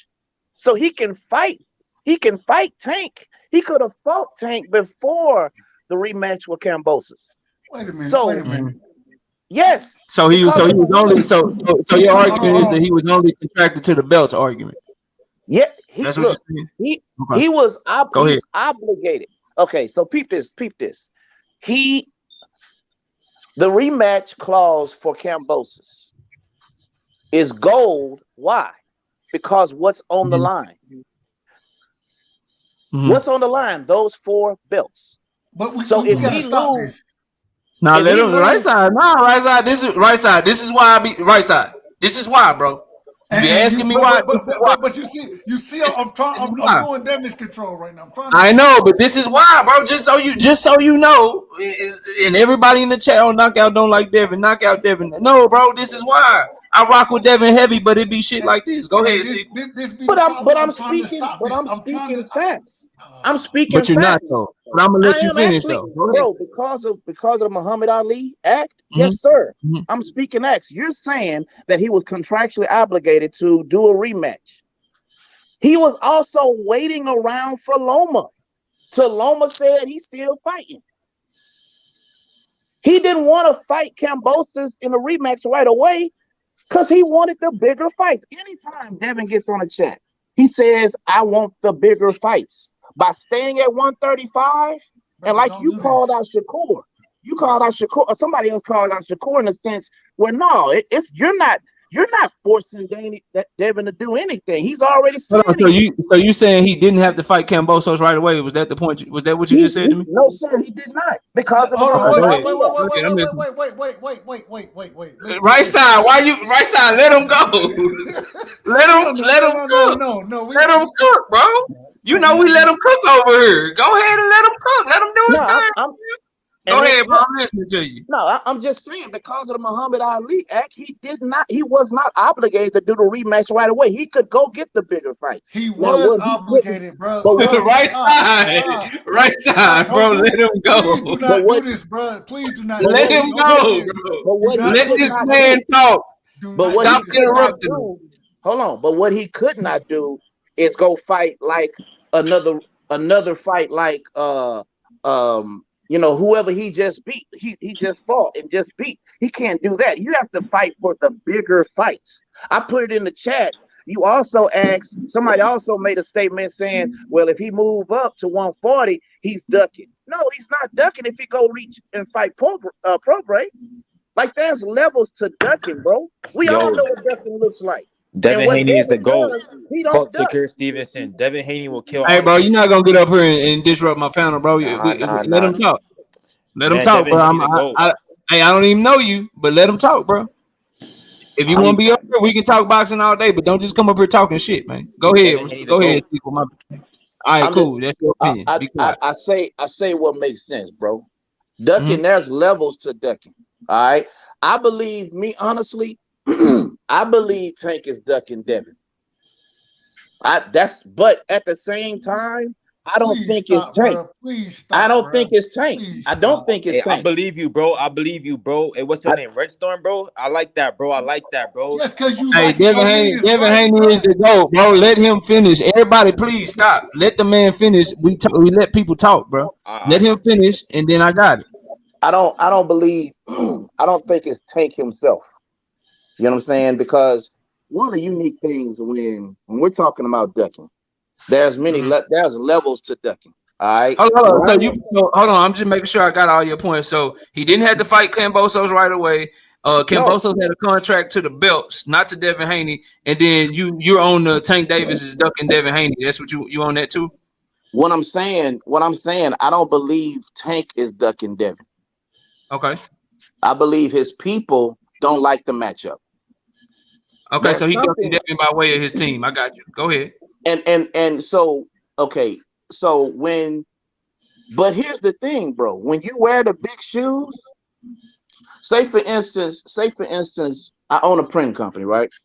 And let's just say, for instance, you come to me and ask me to print you 50 shirts. All right. You don't know I am outsourcing that, right? So let's just say the timetable is come and gone where you're looking for the shirts, and what I'm telling you is now all of a sudden I say, well, man, look, this other company I outsourced, they don't have them ready. That's not your problem. That's a me problem. So I say that to say, although I don't believe Tank personally is ducking, because it's your people and how they're moving for you. You have to wear that crown, bro. That's all on you. But I will say this: with Devin staying at 135 now, and this should be the title of 2023. There's no excuses. There's no excuses now. Because Devin wants to make the big fights. He did not want to fight Kambosos from the rip. He was waiting around. He was waiting around for the big fights. He wanted to fight Tank, and he wanted to fight Loma then. Okay, so he only fought Kambosos because nobody else wanted to fight him. He only fought the rematch. Nobody else wanted to fight him. Because you heard Tank say, "Please don't do this. Please stop, bro. Don't do this. Do not do this, you get rid of Kambosos, you next."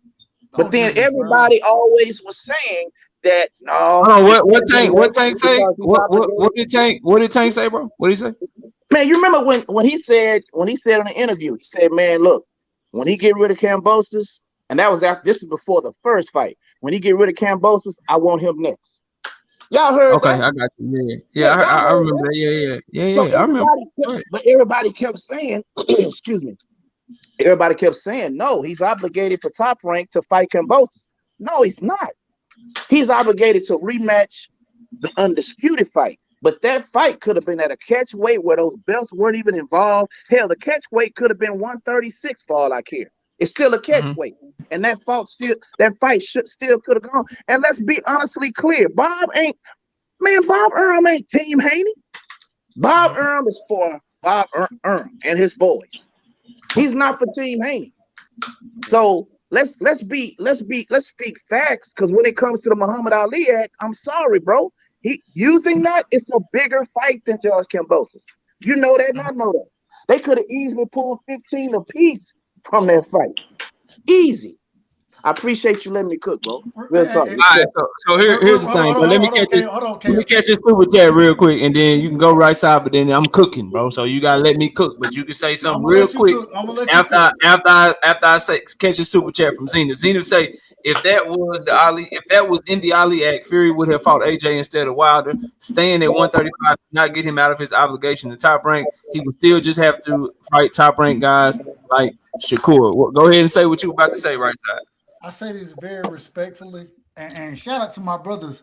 I love all my Devin. Hey, KO tell you, I rock with Devin the long ways. We have to be realistic and logical when we're talking on this panel about Devin Haney, bro. We got to be realistic and logical about that shit, because respecting my brother KO, I've talked to this nigga I done been on damn near all his panels, respectfully. And I know that you cannot do this shit, bro. You cannot do this shit because it's fit to get ugly. Go ahead, Kay. All right, bro. So I mean, you said a lot, Sequel, and shout out to you, bro. Just a couple of things. I disagree with everything you said.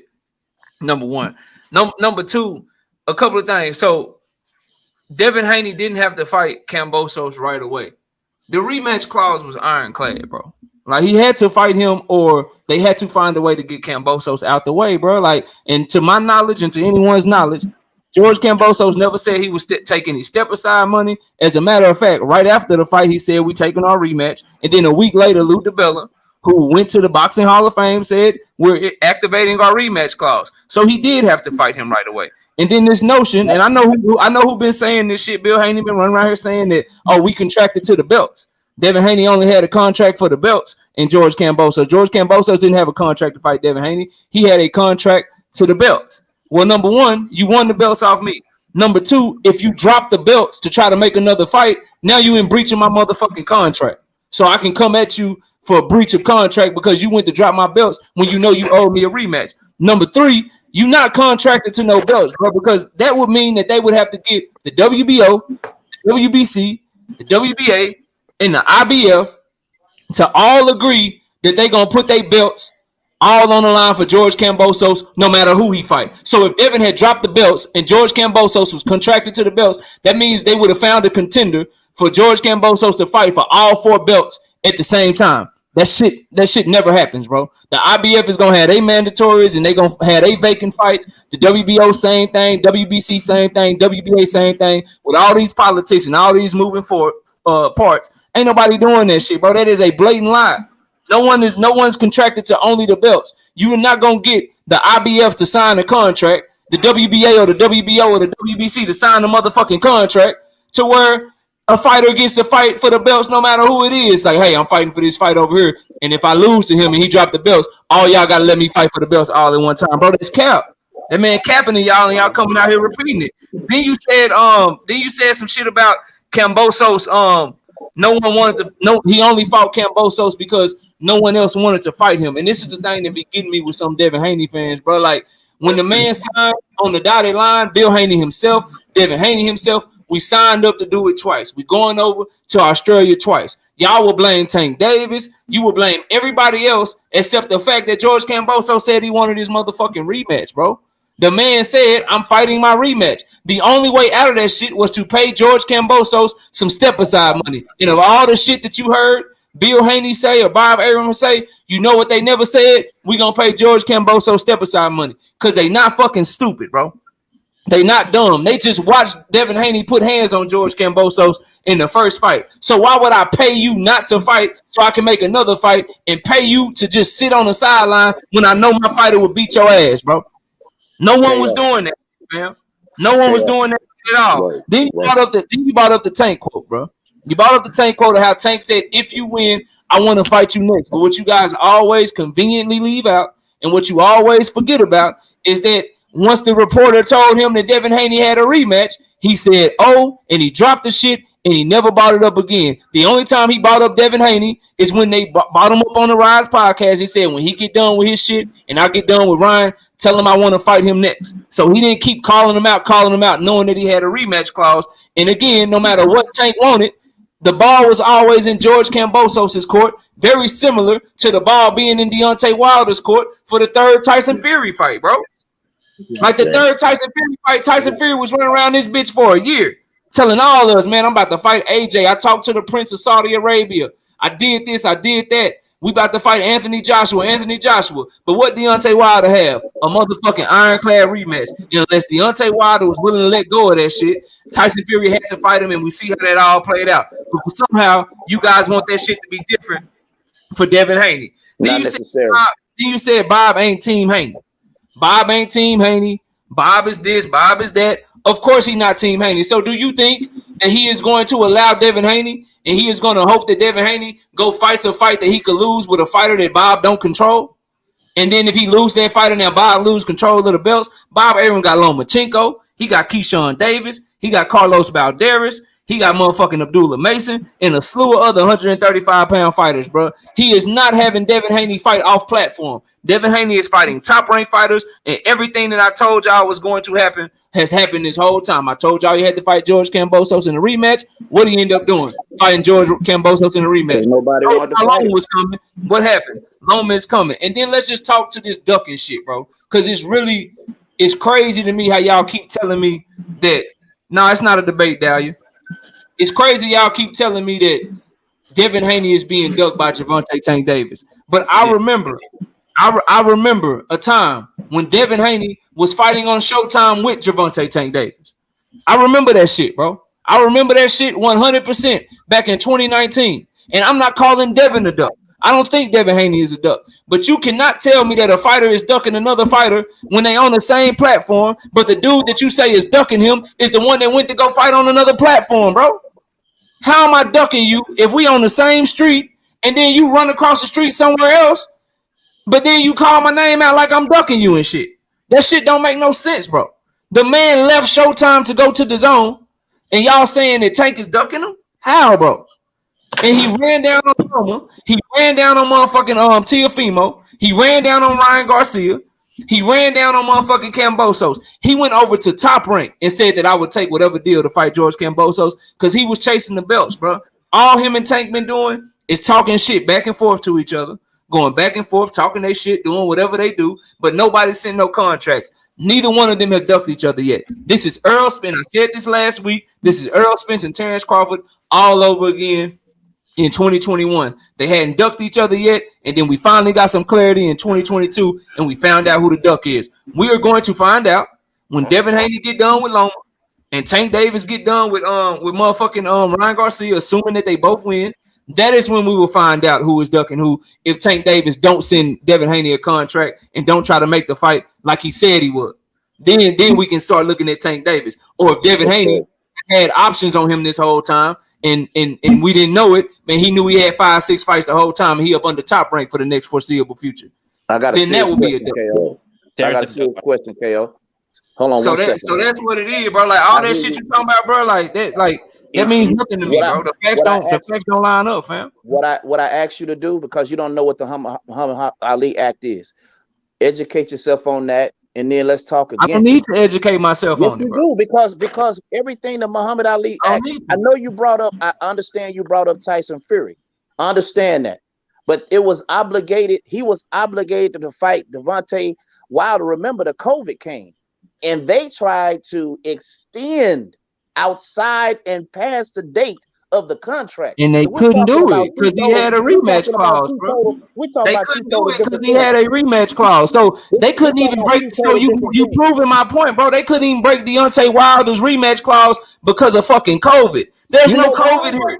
Because there's no extenuating circumstances, but they was gonna break George Kambosos', bro. That makes no sense, fam. But it makes perfect sense. It makes perfect sense because hey, bro, this is my hold on, Sequel. Devin Haney to go. This is my channel, bro. Hold on, Sequel. This ain't even to you. Devin Haney to go. This is my channel, bro. Stop that trolling shit, bro. Hey, bro, you probably think that Terence Crawford is a duck. I can't take you seriously, bro. He 100% is a duck. You ain't got to take me serious. You can help. Hey, everybody up here know Terence Crawford a duck, brother. You up here, so you can either hold up, bro. You can either get respectful real quick or you can catch ghosts. Which one is gonna be, bro? Hey, KO, I got a serious question. Now hold on, Sequel. I got you. Devin Haney to go. Which one is gonna be? I need an answer, bro. You can get respectful real quick or you can get the fuck out of here, bro. Which one is? Man, I ain't being respectful. What you talking about? Which one is it gonna be, bro? I'm respectful. What you talking about? Okay, all right then. Keep it that way, bro. Stop all that trolling shit. All that shit, bro. You calling Terence Crawford a duck? He ain't no duck. I have full. All right, we can get to that too. But let me finish with Sequel, and then we can get to that too, bro. No problem. He's definitely a duck. Let's not do that. Go ahead, Sequel. What was you about to say, bro? No, I was gonna ask you. I was gonna ask you another question because we're not gonna agree on that, and I'm man enough to say, hey man, we'll agree to disagree. Okay. But I wanna ask you this. Just a slight rabbit trail, still Devin, but it's deal with Devin and Loma, because I thought about this and I even spoke to a friend of mine about it. Do you really think this Loma and Devin fight is going to happen? Because this is twice. This reminds me again of sorry, it's my grandkids in the background, man. This reminds me again of the grandbabies, man. You good? Go ahead.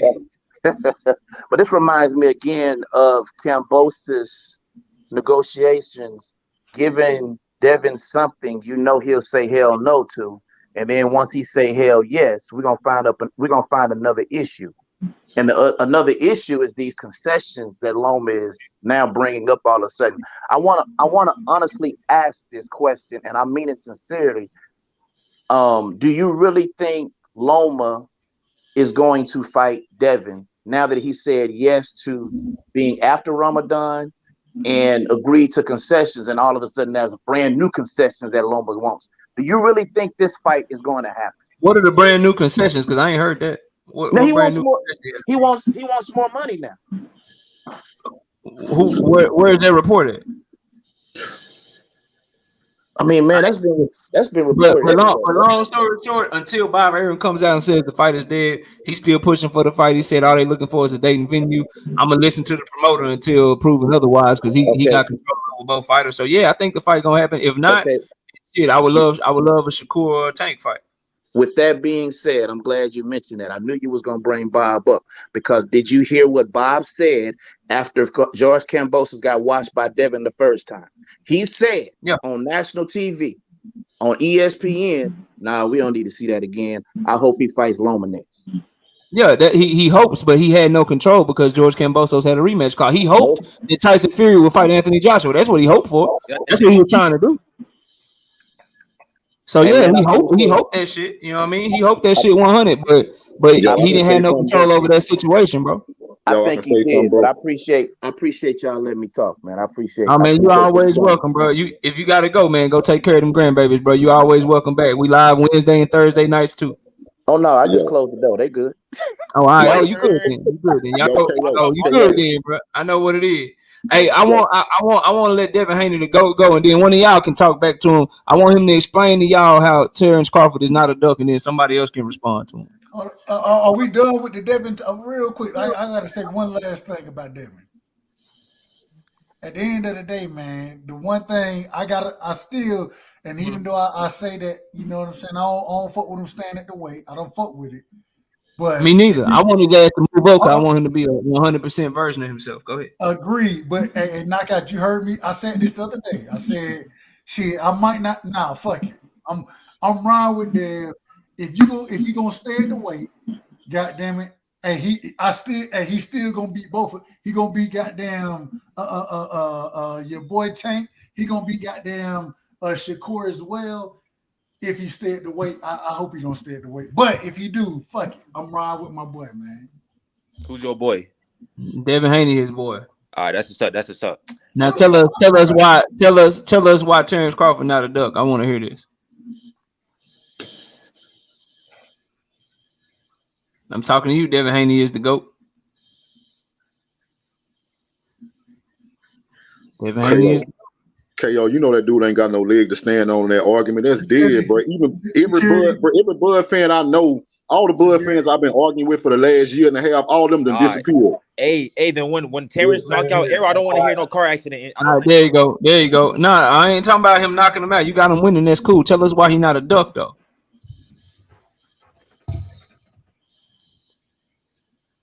We want to hear it. If you got the answer, we want to hear it. I don't hear you talking though, and you ain't on mute. Brother, speak up now. Come on, no. Y'all know yo, you can hear me? Y'all can hear me? Y'all can hear me? I can hear you. I can hear you now. Right. Talk to me. You can hear me still, right? All right, look. Terence Crawford did not duck Spence. Terence Crawford went through a lawsuit with Bob Arum, in which for the public it was like for a racial bias. But don't forget that Bob Arum was brought up on plenty of charges involving the lawsuit with another fraudulent misreputation. You know what I'm talking about? That's like specifying like top-ranked failure to deliver a fight with Errol Spence in the manner of which it was promised. Bob Arum was under $1 million penalty every year that he did not make an Errol Spence Jr. fight. So Errol had Terence Crawford names in the contract. So I mean, like, stop the cap. Oh my God, bro! What happened with that lawsuit, sir? What happened with that lawsuit? Hey, Bud dropped it because he didn't have a case. No. King Judah, respectfully. Y'all don't jump him. Only one of y'all get him. Y'all don't jump him. I don't want nobody to jump him. I don't want no jump. What you got to say, bro? Stop the cap. What happened with that lawsuit? Bro. What happened with the lawsuit? You mean what happened, Bob? Bro, I just told you, my guy. What happened? What happened with it? What you mean what happened? I just told you. But so did when the lawsuit was thrown out, did Bud refile the lawsuit? Yes or no?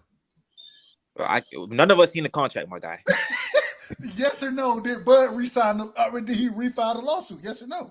Bro, none of us seen the contract, bro. You got it, bro. You got it. We're not talking about contracts. We're talking about the lawsuit that you brought up, that you're talking about with Bob.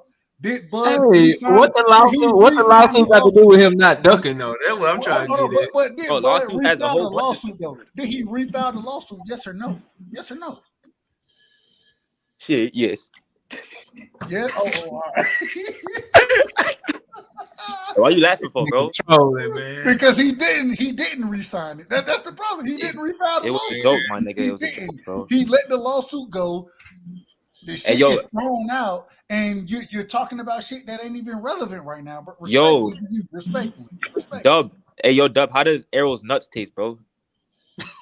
What the fuck are we talking about? Bro, this dude like 14, bro. I'm not even like 14 years old, bro. All right, bro, you acting like a child, bro.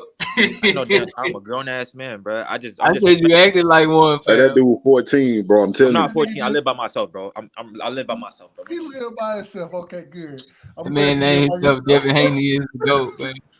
He said Bud ain't sucking because he sued his former promoter.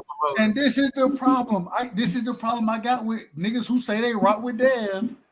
I want you to rock with him. I ain't mad at you. But when you start talking the bullshit you talking, You get asked a simple question as far as the lawsuit being refiled, and you can't answer it.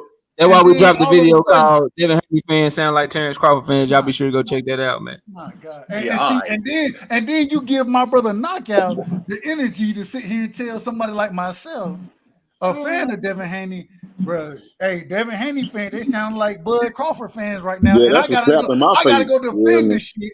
I gotta go defend it, but then we got niggas saying, bro. This is see, not King Judah. King Judah always coming with the fire and shit. Not right side. Right side always coming with the fire and shit. But man, everybody ain't y'all, bro. Y'all better start. Y'all need to have a meeting with the Devin Haney fan base, bro.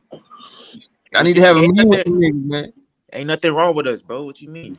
Who do you like? No us, bro. It's no us. It's not shit. Us. I fucks with Jesse Bam Rodriguez. I fucks with Tank Davis, Errol Spence. I like Cool Boy Steph. There is no us in this situation, bro. It's you talking. Hey, yo, Doug, what you talking, bro? I have. I actually like Ryan Garcia. Yo, how you feel about Devin Haney ducking below the waist?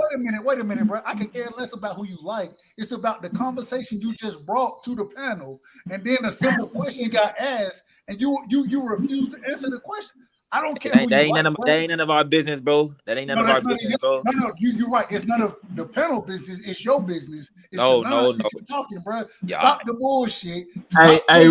Real shit. Let me holler. So do you believe who all ducked Devin Haney? Devin Haney is the GOAT. Who ducked Devin Haney? Ryan No. Garcia. No. Don't say that. Please don't speak on that, bro. Please don't speak on that. Please go talk about. No, I'm going somewhere with talk about Tio female Lopez. Okay. Tank Davis, Ryan Garcia, Lomachenko.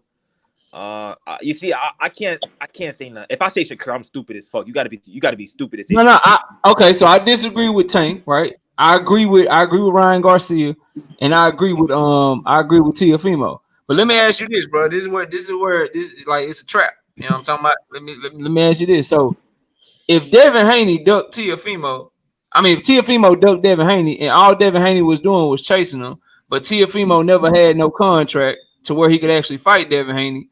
But Terence Crawford had a contract where he could have fought Errol Spence, but he signed to fight David Avenesian instead. How can you in one breath say that Teofimo was ducking Devin, but not say that Terence Crawford was ducking Errol Spence? How that make sense to you? How does that like make that shit make sense to me? So you got one fighter, Teofimo and Ryan Garcia. They never had no contract from Devin. They was never in negotiations. They never did no negotiating, no contract, no nothing. They didn't duck out to go fight somebody else. They just didn't want no smoke, and they moved how they moved. But Terence Crawford actually had a contract on his table to fight Errol Spence Jr. And he decided, after having that contract on his table, he looked at the other contract he had with David Avenesian, and he signed to fight David Avenesian instead. So how can you say that guys like Loma, guys like motherfucking Teofimo Lopez, guys like motherfucking Ryan Garcia, how can you say that they are ducking Devin Haney, but then turn around and say Terence Crawford didn't duck Errol Spence? The floor is yours. Make that make sense for me, bro. First off, Tio was under Tio was like he had all the belts. He ain't had all the belts, but he had all the belts. He was supposed to send Devin the contract, but the thing that fucked it over was the Kambosos fight. That fucked it over. I agree with you. No, I agree that Teofimo ducked Devin, but now you were just making the case that he didn't duck Devin.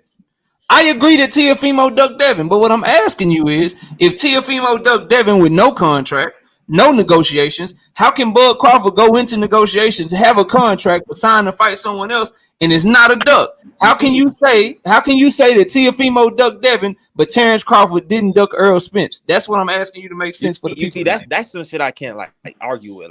That's a good question, right? That's a good question right there. But I'm saying the lawsuit. I don't know, man. The lawsuit probably fucked that shit up. And he just contradicted your argument about the lawsuit, brother. I didn't, bro. I didn't. Bud fans be confused about their own arguments that they present themselves. They come and present an argument and be confused about their own argument. Because if the lawsuit prevented the Errol Spence fight, it should have prevented the Avenesian fight. It's so crazy. Real quick, me and my brother Judah, we get on here, we will talk good Devin talk all day. and then we get a brother like yourself, and all of our shit that we be talking go out the window because what they gonna do is lump us in with you, and they're gonna you are with me. You are with me. You are with him. Yeah, that's right, right, side. You are with him. No, we're not. No, not at all. All right. So before I hop out, are y'all with Devin Haney or not, bro? Like, bro, just because I'm with Devin Haney, but I'm not with the arguments you presented, bro. Shit won't matter. Y'all could talk about contracts and all that shit. I promise to God, unless something happens, they gonna fight. And we gonna that's gonna be the end of that's gonna be like the end of the shit, bro. Like they gonna fight, bro. We gonna see all this little argument shits. Someone's gonna come out on top, and I know it's gonna be me. I know Devin Haney's gonna beat that. He's gonna beat Tank. It has nothing to do with Devin. I got you.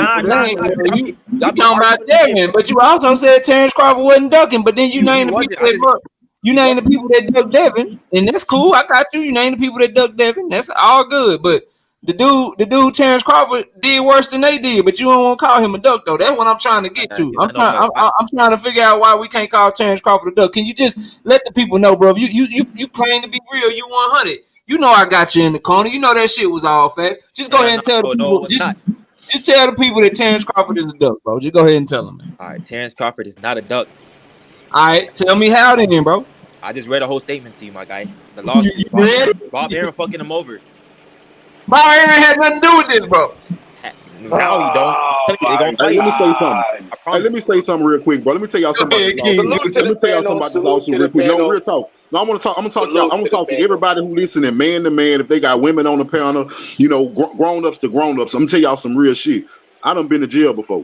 I don't know how many of y'all ever had to go to jail, had to get a lawyer, and had to present a case and try to win it. What I will tell you is, when Bud tried to say that Bob Aaron was the reason that he didn't fight Errol Spence because Bob Aaron wouldn't make that fight with him, but you also have at least 10 different accounts of Bud being on camera saying he doesn't want to fight Errol Spence, you have already lost your case. A lawyer will prove that you said out your own mouth that you didn't want to fight Errol Spence. At that point, you have no case against Bob Aaron. At that point, you have no case at all, bro. I'm saying what you say listen. What you say can and will be used against you in the court of law, always. And in boxing talk, I go to school for this shit, bro. I know what I'm talking about. We cannot tell that you go to school for. We can't tell. So all right. And when I start getting disrespectful in this bitch, I'm about to get kicked. No. All I'm saying, get your degree, do your thing, respect to you, and then come back with a logical argument after you done. Talk your shit, Devin Haney is to go. You good? Just don't go over it. Talk your shit, man. Do not talk no more shit. Stop, KO. Do not. Nah. I see how it is, bro. I see how it is, bro. Hey, right side, bro. Y'all all I'm gonna say is bad. Hey, put your money where your mouth is. Put your money where your mouth is, bro. Let's bet, bro. I'm getting tired of y'all niggas, bro. Let's bet, bro. We can bet. What you trying to bet? You don't want to bet with me. First off, I have. Tell him I'll bet. Nah, JD good for it. I promise on my mother's life. On my mother's life, I'll pay. First off, I got $500 on Tank versus Ryan. I got Ryan Garcia. I don't care. You want to put up $20K right now? Yes or no? $20K, bro. You don't even have that much money, bro. Don't even do that to you, bro. Bro, you don't even have that money, bro. Don't play with me, bro. Don't play with me, bro. You don't even have that. You don't, bro. Trump is not giving out money like that no more, bro. Like, bro, I'm being honest, bro. The man said Trump not giving money out like that. Hey man, look, I don't bet money on the internet. I bet my money with the bookie, but I bet you 500 push-ups on the Tank Davis Ryan Garcia fight. I'll do 500. I'll come back, do 500 push-ups on camera. You think Ryan gonna beat Tank Garcia? I mean, he got Ryan winning. I have Ryan winning, bro. Ryan. Yeah. All right, cool. And if Ryan wins, I got 500. I got 500 on camera for you. Yeah, you can do them all. What you mean, bro? I do this shit. That shit easy for me, man. That shit easy for me. Shout out to Omega Red with the $2 super chat. Says grow some balls and brains, little voice dude. Come on. He said, hey, I make more money than everybody in the chat, bro. I make more money than everybody. Here come the money, bro. You don't even know what people make, bro. Hold on, still in college, bro. I'm doing real estate. I do real estate jobs. I make 15K a month. I make 15K a month, bro. Y'all leave the youngster alone, man. I'm glad the youngster can come up here and kick it with him, man. God damn. Have him 18, living by myself. Y'all see Dalia in chat? I could fuck her, bro, if I wanted to, bro. I make money. I make 15K a month, bro. I could put y'all niggas on, bro. Drop shipping, bro. If you make that much money. Now I'm gonna call you on the bullshit. Drop a link. KO, have him drop a link so I can follow his page if he make that much money. Ooh, you wanna go to my Instagram, nigga? Do you know? Oh my god, bro. Put it in the private chat. The link. Anyway, let's get back to boxing, bro. I ain't got time for y'all sitting up here trying to stun shit, man. JD, what's up, bro? What you got for the channel in the conversation, man? Salute to the panel. Salute to everybody on the panel. Much love, much respect to everybody. Hey, listen, man. But we're gonna stop. And right side. I'm happy you started talking that shit on the panel because Bud fans are delusional. Like, my God. To the point where like this nigga about to sign with Golden Boy, bro. Like, you gotta like what? Like why? Why? I'm starting to get frustrated with this shit, right? Because KO, what is this? 4 different opportunities this guy had to fight somebody. Yeah, every time he can fight Spence, he go the other way, man. What is that? Not even Spence. You got Boots, you got Virgil. He had the opportunity to fight Ugas, right? And Spence for a second time. Why is he going to Golden Boy? You said you want to fight for 10 million because you need a tune-up. Why the fuck are we going to Golden Boy? You about to fight Alexis Roca, who just got beat up by Villa? Or I'm sorry, beat up the guy that beat up him? Like, man, come on, man. If anything, if Golden Boy was smart, they would put Roca and Villa in the same ring and line it up that way. But they want to line it up with Bud for whatever reason. I don't understand why, because I don't see Roca as a draw at all. As a matter of fact, Bud is not even a draw. So why is he going to a network where neither one of the fighters are going to be a draw? But check it out, though. Yeah, that makes sense. But check it out. That ain't official. But what we were talking about earlier, you know, they bumped Keith Thurman up to number 2 in the WBO above Roca. I think they trying to box Bud in. Yeah, they jumped Keith Thurman up to number 2 in the WBO. I think they talking behind the scenes, bro. Yeah, I think they trying to make that shit happen, bro. If he does fight Thurman, I'll be honest with you, KO. I'd rather see Thurman versus Spence than Bud versus Spence. Because personally, in my opinion, I don't really need to see shit. I don't think Bud beats Spence. If anybody gonna get the fight, it's gonna be Errol. But I think they got him in the WBO at number 2, so they can set the fight up. Real talk. That's crazy. So they can. I think they both trying to use leverage. Like Errol and them, like, hey, I could fight Keith Thurman, and then Bud's like, well, shit, I'm gonna go take a picture with Oscar. I can sign with Oscar. And PBC like, well, shit, we got Keith number 2 in the WBO now. So what's up? I think they doing some shit that don't nobody know about. You remember? And I was speaking on it earlier, bro. You remember when Errol Spence and Manny Pacquiao got announced? All we kept hearing was Errol Spence versus Denis Ugas. This is a done deal. They about to go get the third strap. That's all we heard May and June of 2021. And then boom, they announced motherfucking Errol Spence versus Manny Pacquiao out of nowhere at the beginning of July. Nobody saw that. They elevated Manny. Yep, I remember that. Yeah, so I think all these little things is going on, but I think they negotiating this shit. And they trying to get leverage on each other, man. I hope that we get an announcement that don't nobody see coming to inject some life into the conversation, bro. Instead of saying shit that we always not get. to cut you off, my bad. But I'm trying to understand. So the WBC say the mandatory at 154, but Thurman is not fighting for the belt. Or belt? Yeah, they gonna let Errol fight him at 154 and sanction the fight because they want them sanctioning fees. And Errol only wants to make, and that's another clue that lets me know that they might be trying to work some shit with Bud Crawford and shit behind the scenes because Errol don't want to fight Keith, bro. He don't even want to give him a shot, so he don't want to put his belt online to fight him. And he made it clear before the Ugas fight, he only wants to fight at 147 for Ugas, and he only want to make weight one more time for Terence Bud Crawford.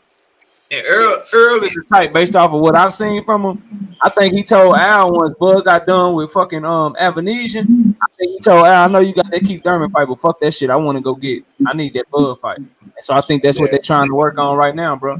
That's what that shit look like. Cause why else would Keith Thurman just pop up at number 2 in the WBO out of nowhere, bro?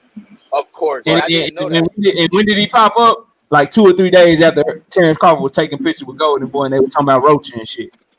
Wow. So and then 2 or 3 days later, he's number 2 in the WBO. So they're elevating him so they can line up Thurman versus Bud. No, I think they elevated him because they're trying to work on Spence and Crawford. They're trying to work on Spence versus what? Okay. I understand now. So that way, like now, but basically, it's what you when you do that, you shutting the door on Bud because Rocha, remember, was number 3 in the WBO. Number 1 was vacant because Virgil went the WBA route. Number 2 was vacant because Boots went the IBF route. So that would leave Rocha as number 3 with nobody above him. So he would be the mandatory. And so by doing that, by having Thurman skip the line, now PBC can say, "Nah, Bud, you can't go to motherfucking Golden Boy route. If you go to Golden Boy route, shit, they gonna order Keith Thurman versus you. So you might well bring your ass back over here and come holler at us." He's not gonna fight Thurman. Thurman too much of a threat right now. Way too much. Especially and the objective is if you gonna take a threat. See, this is the thing. If you gonna Bud Crawford. If he's gonna take a threat, bro, do you really want to miss the Errol Spence bag? Or if you're gonna take a threat, you go ahead and fight Errol. Right. That's the last thing you want to do is lose to Keith Thurman before fighting Errol.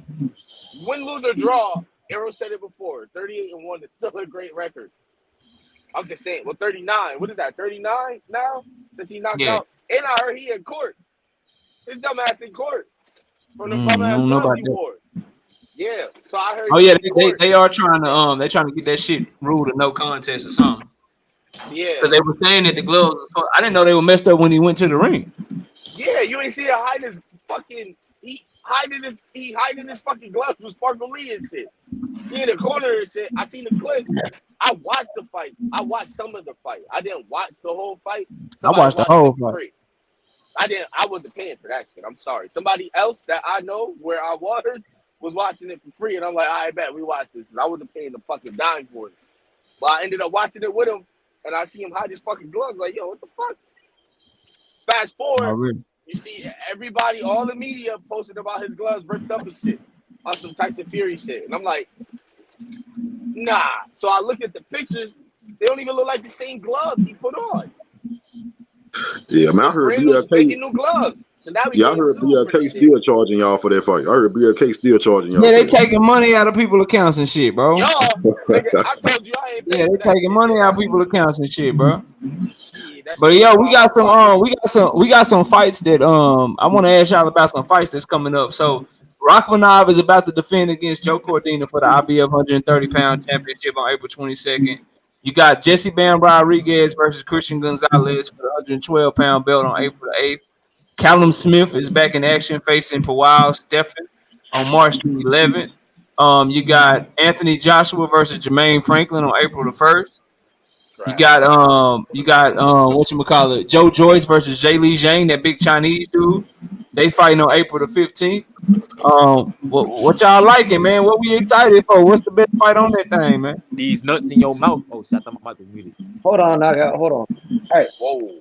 What you were just saying about them sliding Keith Thurman out?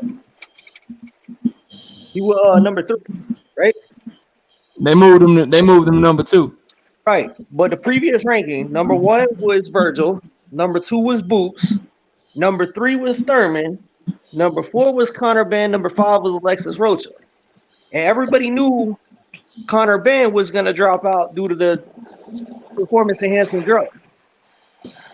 And hey, real quick, Devin Haney is the GOAT. I tried to let you make it, bro. I can't let you make it no more, man. That was the last straw. Try to come back better next time, man. We'll holler at you, bro. All right, go ahead, Daniel. What was you saying? Conor Benn got dropped out. Real quick, man. Get him out of here, man. Get him out of here, man.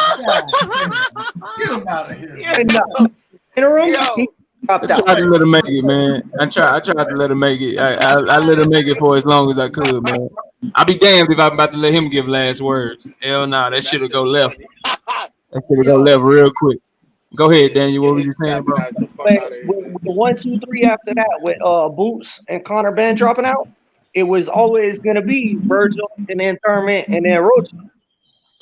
Well, if Thurman would have fought Spence at 147 and lost, he would have fell putting Rocha in that slot. But now, if he loses to Spence at 154 and he doesn't move in that ranking, that's how they trap Crawford. Because when Virgil fights Stanionis, if he wins the WBA regular, he gets removed from every other ranking body. He's already been removed from the WBO, though. Huh? He's already removed from the WBO. Yeah, because he's going that direction. Yeah, Virgil's gone. Virgil's already gone from the WBO, bro. But I understand what he's saying though. That shit, boy, he talking about that scenario already happened. So who's number one then now? Nobody is vacant. Keith Thurman is the highest rated WBO contender at 147 pounds at number 2. Yes, sir. Shit didn't already happen. Okay, I didn't think it was going to do it until the fight happened. They set his ass up to say, "Hey, look, if you gonna fight, nigga, but you can't go fight Rocha now. You gotta fight Thurman, or you gotta fight." That ain't no motherfucking coincidence, bro. Like, you take a picture with Oscar and shit. Yeah, there ain't no coincidence. They still keeping that real. And if you don't fight one of them, if you don't fight them, it will you bro. Thurman was already there. The only thing that happened was Boots fell out of the way. No, Thurman was not at number 2, bro. No, he was not at number 2. No, I'm looking at it right now. It was Rocha at number 3, and nobody else was above him, bro. No, it was number 1 Virgil. Number 2 was number 3 was Thurman. Number 4 was Conor Ben, and number 5 was Rocha. The most recent one, number 3, was Rocha, and nobody in front of him. And then they just changed him again, and now Thurman is number 2. Yo, these rankings changed overnight. I'm looking at it right now. The active I am 2 weeks or a month ago. Virgil Ortiz is still number 1. You look at which ones are you looking at? Because I'm looking at the ones that's on Boxing Scene. I'm looking at Box Live right now. Now go to Boxing Scene, bro. They got the most updated ones. Updated January 24th. They only update them once a month usually. They changed that shit again, bro. I swear to God, that shit was vacant, bro. The Virgil is number 1, but Virgil coming out. Keith Thurman number 2. Virgil's number 1 on WBO right now. However, he's fighting for a championship in the WBA, so he's coming out, bro. Right, that's what I'm saying. That's the thing. Yeah. Hold on, real quick. That's the thing. Thurman's gonna move up though, right? Virgil has always been number 1, but Virgil said he was going the WBA route to fight Stan Leonis. You know what I'm saying? Now, Keith Thurman. Hold on, brother. Let me just finish. Let me finish. Right side. Shout out to the Rise Podcast in the building. What up with y'all, man? Hope y'all doing good out there in the Baltimore area, man. Go ahead, right side. So the way it happened, Virgil was number 1, Boots was number 2. Boots said that he was going the IBF route. Then they kicked him out of the goddamn standings because he was going the IBF route. Now, Alexis Rocha was number 3. Keith Thurman was just recently moved up into the 2 spot. This is very recent that Keith Thurman was moved up to the number 2 spot. He's always been number 1. That shit just happened, bro. Right. He's always been number 1. He's always been number 1 in the WBC, but he was never a number 2 individual in the WBO. So this is very recent that he's been short. It's good news that his ass jumped Alexis Rocha, bro. He was always. Hold on. I'm trying to find the old rank. Shout out to Queasy with the $2 in super chat. Says bring him back. He was funny. Nah, I'm good. Maybe that's my old man. I can only take so much little kid shit, man. I tried to let him make it, but you know that shit happens, man. Off the panel, man. He ain't even talking boxing. Yeah, he tried, but when I think he kind of got upset when he got painted into a corner with the Devin Haney and Terence Crawford shit, man. Made my boy right side and my boy King Judah look bad, man. Got him out here looking bad out here in these streets. Hey, that's why I came on the panel talking shit the right side, because I was happy he started. Like right before I got on, he like, yo, check that shit, cause nah, like I'm not seeing it, but hey Jay, I fuck with Jay though. I fuck with you, Jay. Hey, yeah, Jay you know you my dog, bro. You know you my dog. He just don't want to admit that Tank Davis gonna do something bad to Devin, man. He's still suffering see, from. That's two people telling you, bro. From that, man, you know what I mean? Hey, you can have your opinion on how that fight go. I had no problem with it. I had no problem. I just want to let everybody know. I need to see my opinion is validated. As you can see, the prediction record is down there. That 87 ain't moved. That 87 ain't moved in like 3 weeks. We up to 530. Right to ask the people about the parlays, man. We be getting that money, man. Ain't gonna be 88. He gonna be number 88 for you, bro. Nah, number 88 for you. So Devin does nothing better than him but jab, and he's long. He does everything. That's the only thing he does better than him, bro. Is jab. He got and I don't even know if the jab is that much better. I'm Bro. starting to think that Devin Timmy, man. All these non-punching boxers he's fighting, whooping nigga ass twice that you knew you was gonna beat up. Devin gonna get out there. Devin gonna get out there, and he gonna hit Tank. Look, he gonna hit Tank. Look, Devin gonna hit Tank. Then he gonna catch Tank with the right hand. He gonna catch Tank with the right hand. Like, Then when he catch Tank with that right hand, Tank gonna be like, nigga, that's it.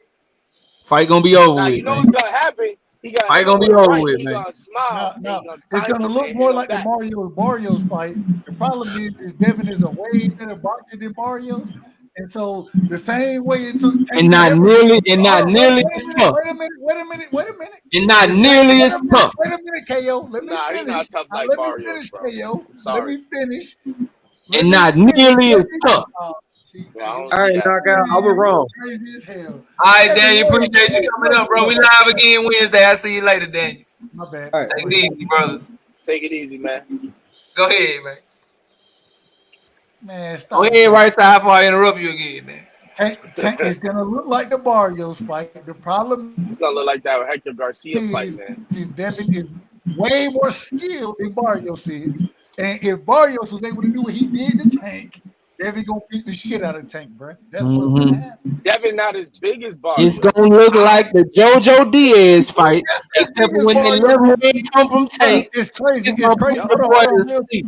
He gonna knock his chin through his motherfucking shoulder, man. Who just said Devin that? not as big as Barrios. Who just said that? Who said that? I did.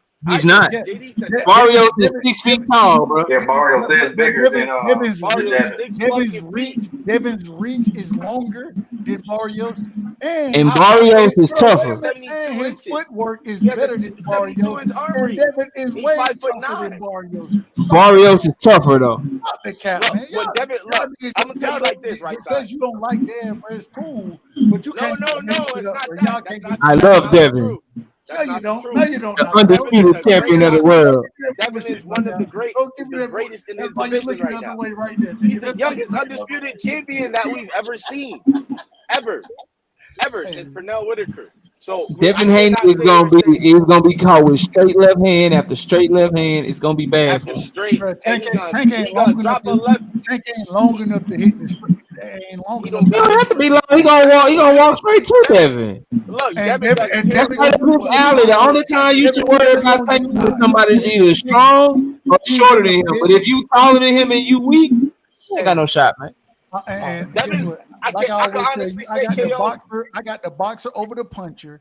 And Tank is a boxer. Hold up. Wait, hold on. Hold up. Tank is a boxer. Hold on. And Devin is a much better boxer than Tank. A much better boxer than Tank. No, they're the same level. Well, I would say that Tank is a boxer puncher.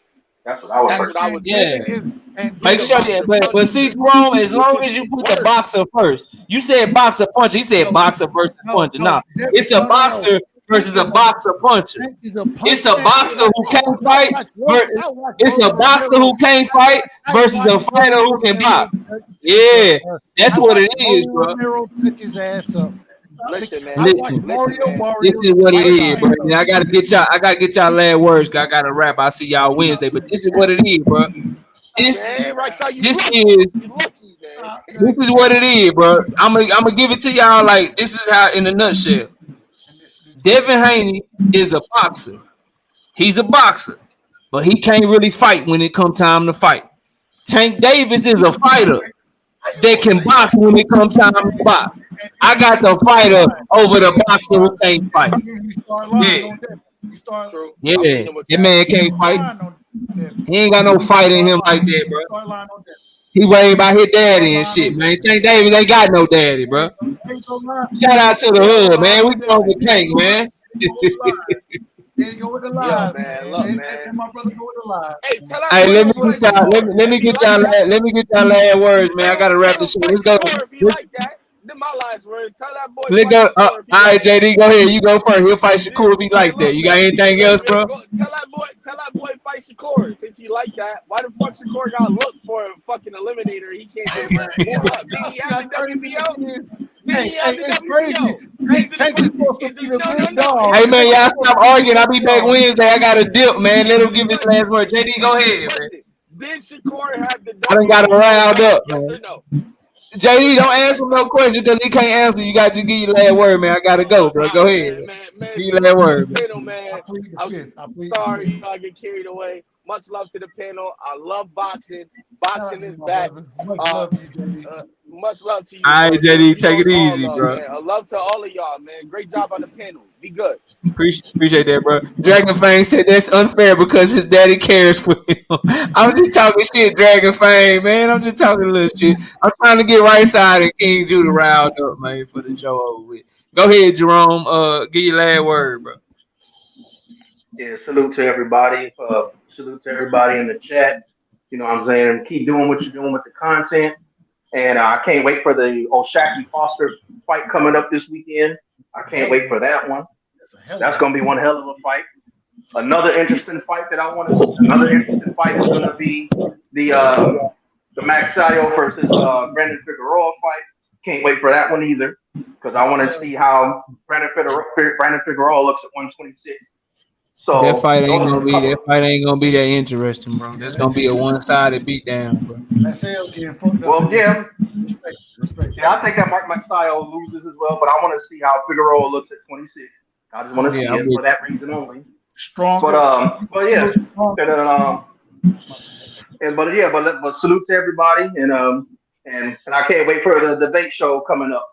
Yeah, Thursday night, man. We're gonna announce it and let everybody know when I get out of here. But appreciate you, Jerome. Take it easy, man. Yeah, for sure. All right, peace. King Judah done chill with me 2 weeks in a row, bro. I appreciate it, man. This man know his boxing and shit, man. It's fun. Judah, I appreciate having the support on the channel, man. I need help out here sometimes. Bro. Nah, King Judah fire with it, man. King Judah, let everybody know what you got going on, man. Give your last words, man. Yeah, bro. You know, I appreciate you letting me come on, bro. I like talking boxing with you. I done slowed down my videos, but they coming back. Y'all make sure y'all subscribe to my channel. I got some good stuff coming. But I just want to end with this here. I just want to say that I think that what I got most from this conversation tonight is that what we got to understand about Devin Haney and Tank Davis. Like I said, I was on that train about the ducking train maybe a month or two ago. But after it came out that, like I said, we don't know how many fights Devin actually has with Bob Arum, and the fact that Tank Davis has made it clear, and not just Tank Davis, Calvin Ford came out and said that we're going to send a contract to Shakur and Devin after he get done with Ryan Garcia. So cool with that, bro. Like that, you're not going to hear that duck talk from me. You see what I'm saying? So that's what I'm waiting. That nigga don't, you need to be on his helmet because I'm telling, hey man, shout out to all the Tank Davis fans in the chat. I'm letting y'all know right now. Y'all probably don't know I'm a Jamal Charlo fan, but I am. You ain't gonna be able to tell I'm a Tank Davis fan if he don't send him a goddamn contract like he said he was. I'm warning y'all ahead of time so y'all don't try to say knockout switched up and shit, man. Just so you know, we'll keep it 100. That's why. So let me bring it home. So, and what I'm saying about that, that's why it kind of. I like talking. I'm cool to have a little fun, but when it gets serious about this talk, I'm like, bro, let's just wait to see what happens. That's why I said the fact that they saying they stand at 135, and I know that we done came to the conclusion that we don't know exactly how Bill Haney is going to get out this situation he got with Bob Arum. But I do feel like them saying we stand at 135 is them throwing a wrench in Bob Arum plans on moving them up to fight Teofimo Lopez. So I'm hoping everything works out the way real boxing fans want it to work out, and hopefully we get that fight. And like I always said too, I've never said that Tank Davis has to fight Shakur and Devin. So whoever he chooses next, I'm good with it. Yeah. So I honestly feel, but I do feel like this though. I do feel like if let's say Tank chooses Shakur next over Haney don't have a reason to stick around. That's just me. Y'all can say he ducking Shakur, but why would you stick around if the cash cow chose somebody else? Nah, if he choose Shakur, then yeah, I'm with you on that, bro. But man, thanks for coming up, bro. You know you always welcome, man. I appreciate you, dog. Oh yeah. All right, bro. All right, peace. And I don't know if that squeeze is senior, but Rise Podcast, bro. I agree, but you like mad love for Tank Davis. Y'all know I'm a fan and shit, but he said that's the fight he want next when Devin free. He got to send that contract, homie. He got to try to make that fight and make it to where Devin either take the fight or Devin just, you know what I'm saying, dip out and don't really want no smoke.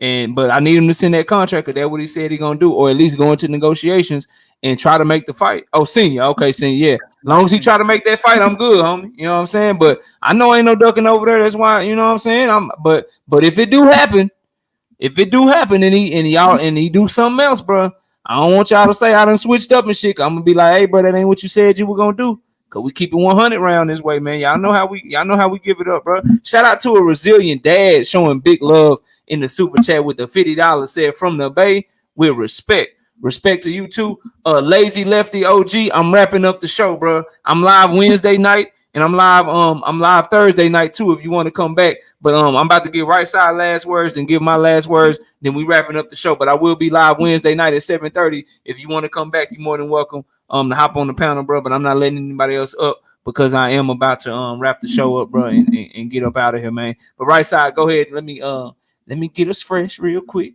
Fresh to death. All right, there we go. Go ahead and get your last words, man. Let everybody know what's going down. And KQKC in the building. He been here all night. You know what I'm saying? KQ the OG doing his thing live every weekday at 11 a.m. Y'all go check him out. He putting in that work over there, man. Shout out to the singing OG KQKC. And we live every Sunday morning at 9 a.m. Central Time. Go ahead, bro. Man, first things first. I would be remiss if I did not shout out Miss Knockout Boxing. Shout out to Miss Knockout for always giving us that opportunity. And also, hey, this is the month. Hold up, right side. Hold up, right side. Let me Lazy Lefty, what up? What up? I just got off the space with Steven Espinoza about your title about Tank and talk to me. Gervonta Davis. Basically what he told me was he's optimistic this fight is gonna happen. He said a week ago he sent over the revisions for them to make the revisions, and he said so if they come back with these revisions and it only has the rematch clause on there, he's going to be happy. He's going to be happy that they don't have 15 other things to work through to get this fight done. Okay. All right, bro. Well, look, I appreciate that. Y'all go subscribe. Very optimistic. Talk, yeah. I just put the interview up, but he's very optimistic this fight's going to happen. I'm still optimistic. I just don't want everybody to lose faith. It's going to happen. And that's an interview over there on Chicken Talk. He got a great channel up and coming, getting a lot of interviews, doing his thing over there, bro. I'm sub to him. I wouldn't send y'all nowhere that ain't good. So, bro, I appreciate you coming up. And if you got time, we live Wednesday and Thursday too, 7:30, bro. You're always welcome to come back and chop it up. But yeah, y'all sub to Chicken Talk, man. He doing his thing over there. But you take it easy, bro. Yep, you too, man. 7:30 Central Time now. Remember that, Central Time. All right, go ahead, right side. Give your last word, bro. First thing, once again, man, I would be remiss if I did not shout out the Queen. Shout out to Miss Knockout Boxing, man. Always allowing us to have your time. You know what I'm saying? And with you having this is the first Monday show. Glad I was able to be a part of it. I got to tell my brother, the great OG KQKC, stop the cap, KQ. Stop the cap over there. I'll be over there and I'll be talking. Hey, man, hold up, bro. What you mean, man? OG don't be capping, bro. What you talking about? Oh, no. Hey, you know, I got a lot of love for the OG. OG be don't capping. Be coming for KQ now. He be capping sometimes. Hey, he don't never cap, man. Don't come for my OG, bro. You know what I'm saying? But no, don't do that. Dad, man, you had a hell of a show. This is the thing that, and I'm gonna keep it real short. We need to start weeding out the real fans out here. I'm glad we had the brother on. Your fan. I'm glad we had the brother on the show tonight. I'm glad he was here. The reason being because it speaks to the real fans versus the individuals who gonna cap and bring nonsense to the panel. We see what it is. Shout out to the brother, respectfully, of course, respectfully.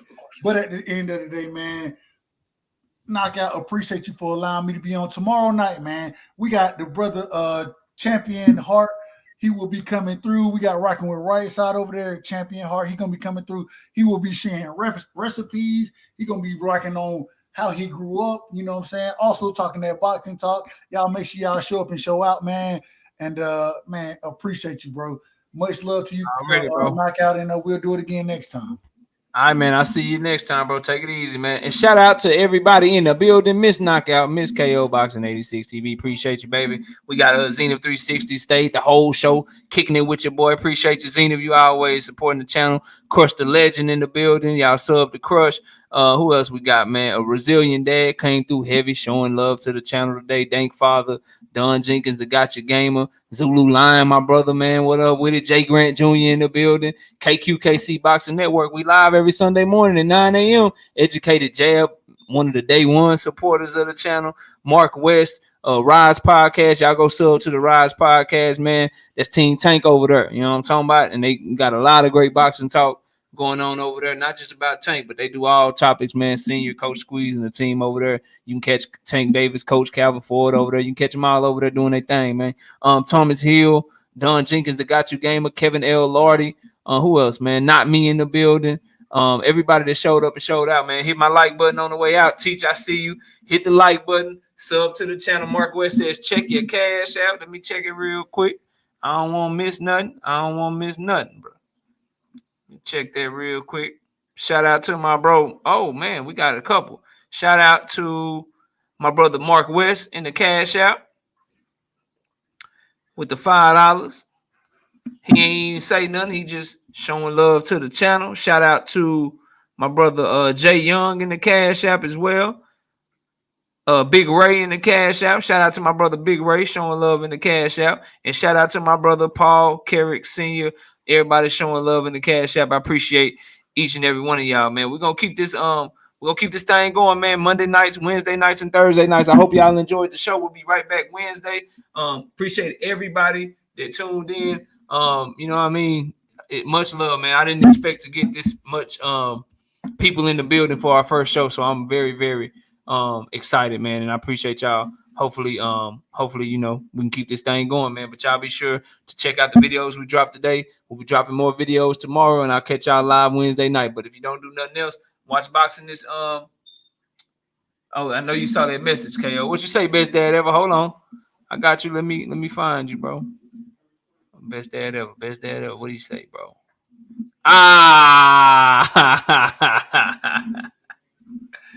Oh, man. Come on, bro. Why you do me like that? Yeah, we're going to win the Super Bowl next year, bro.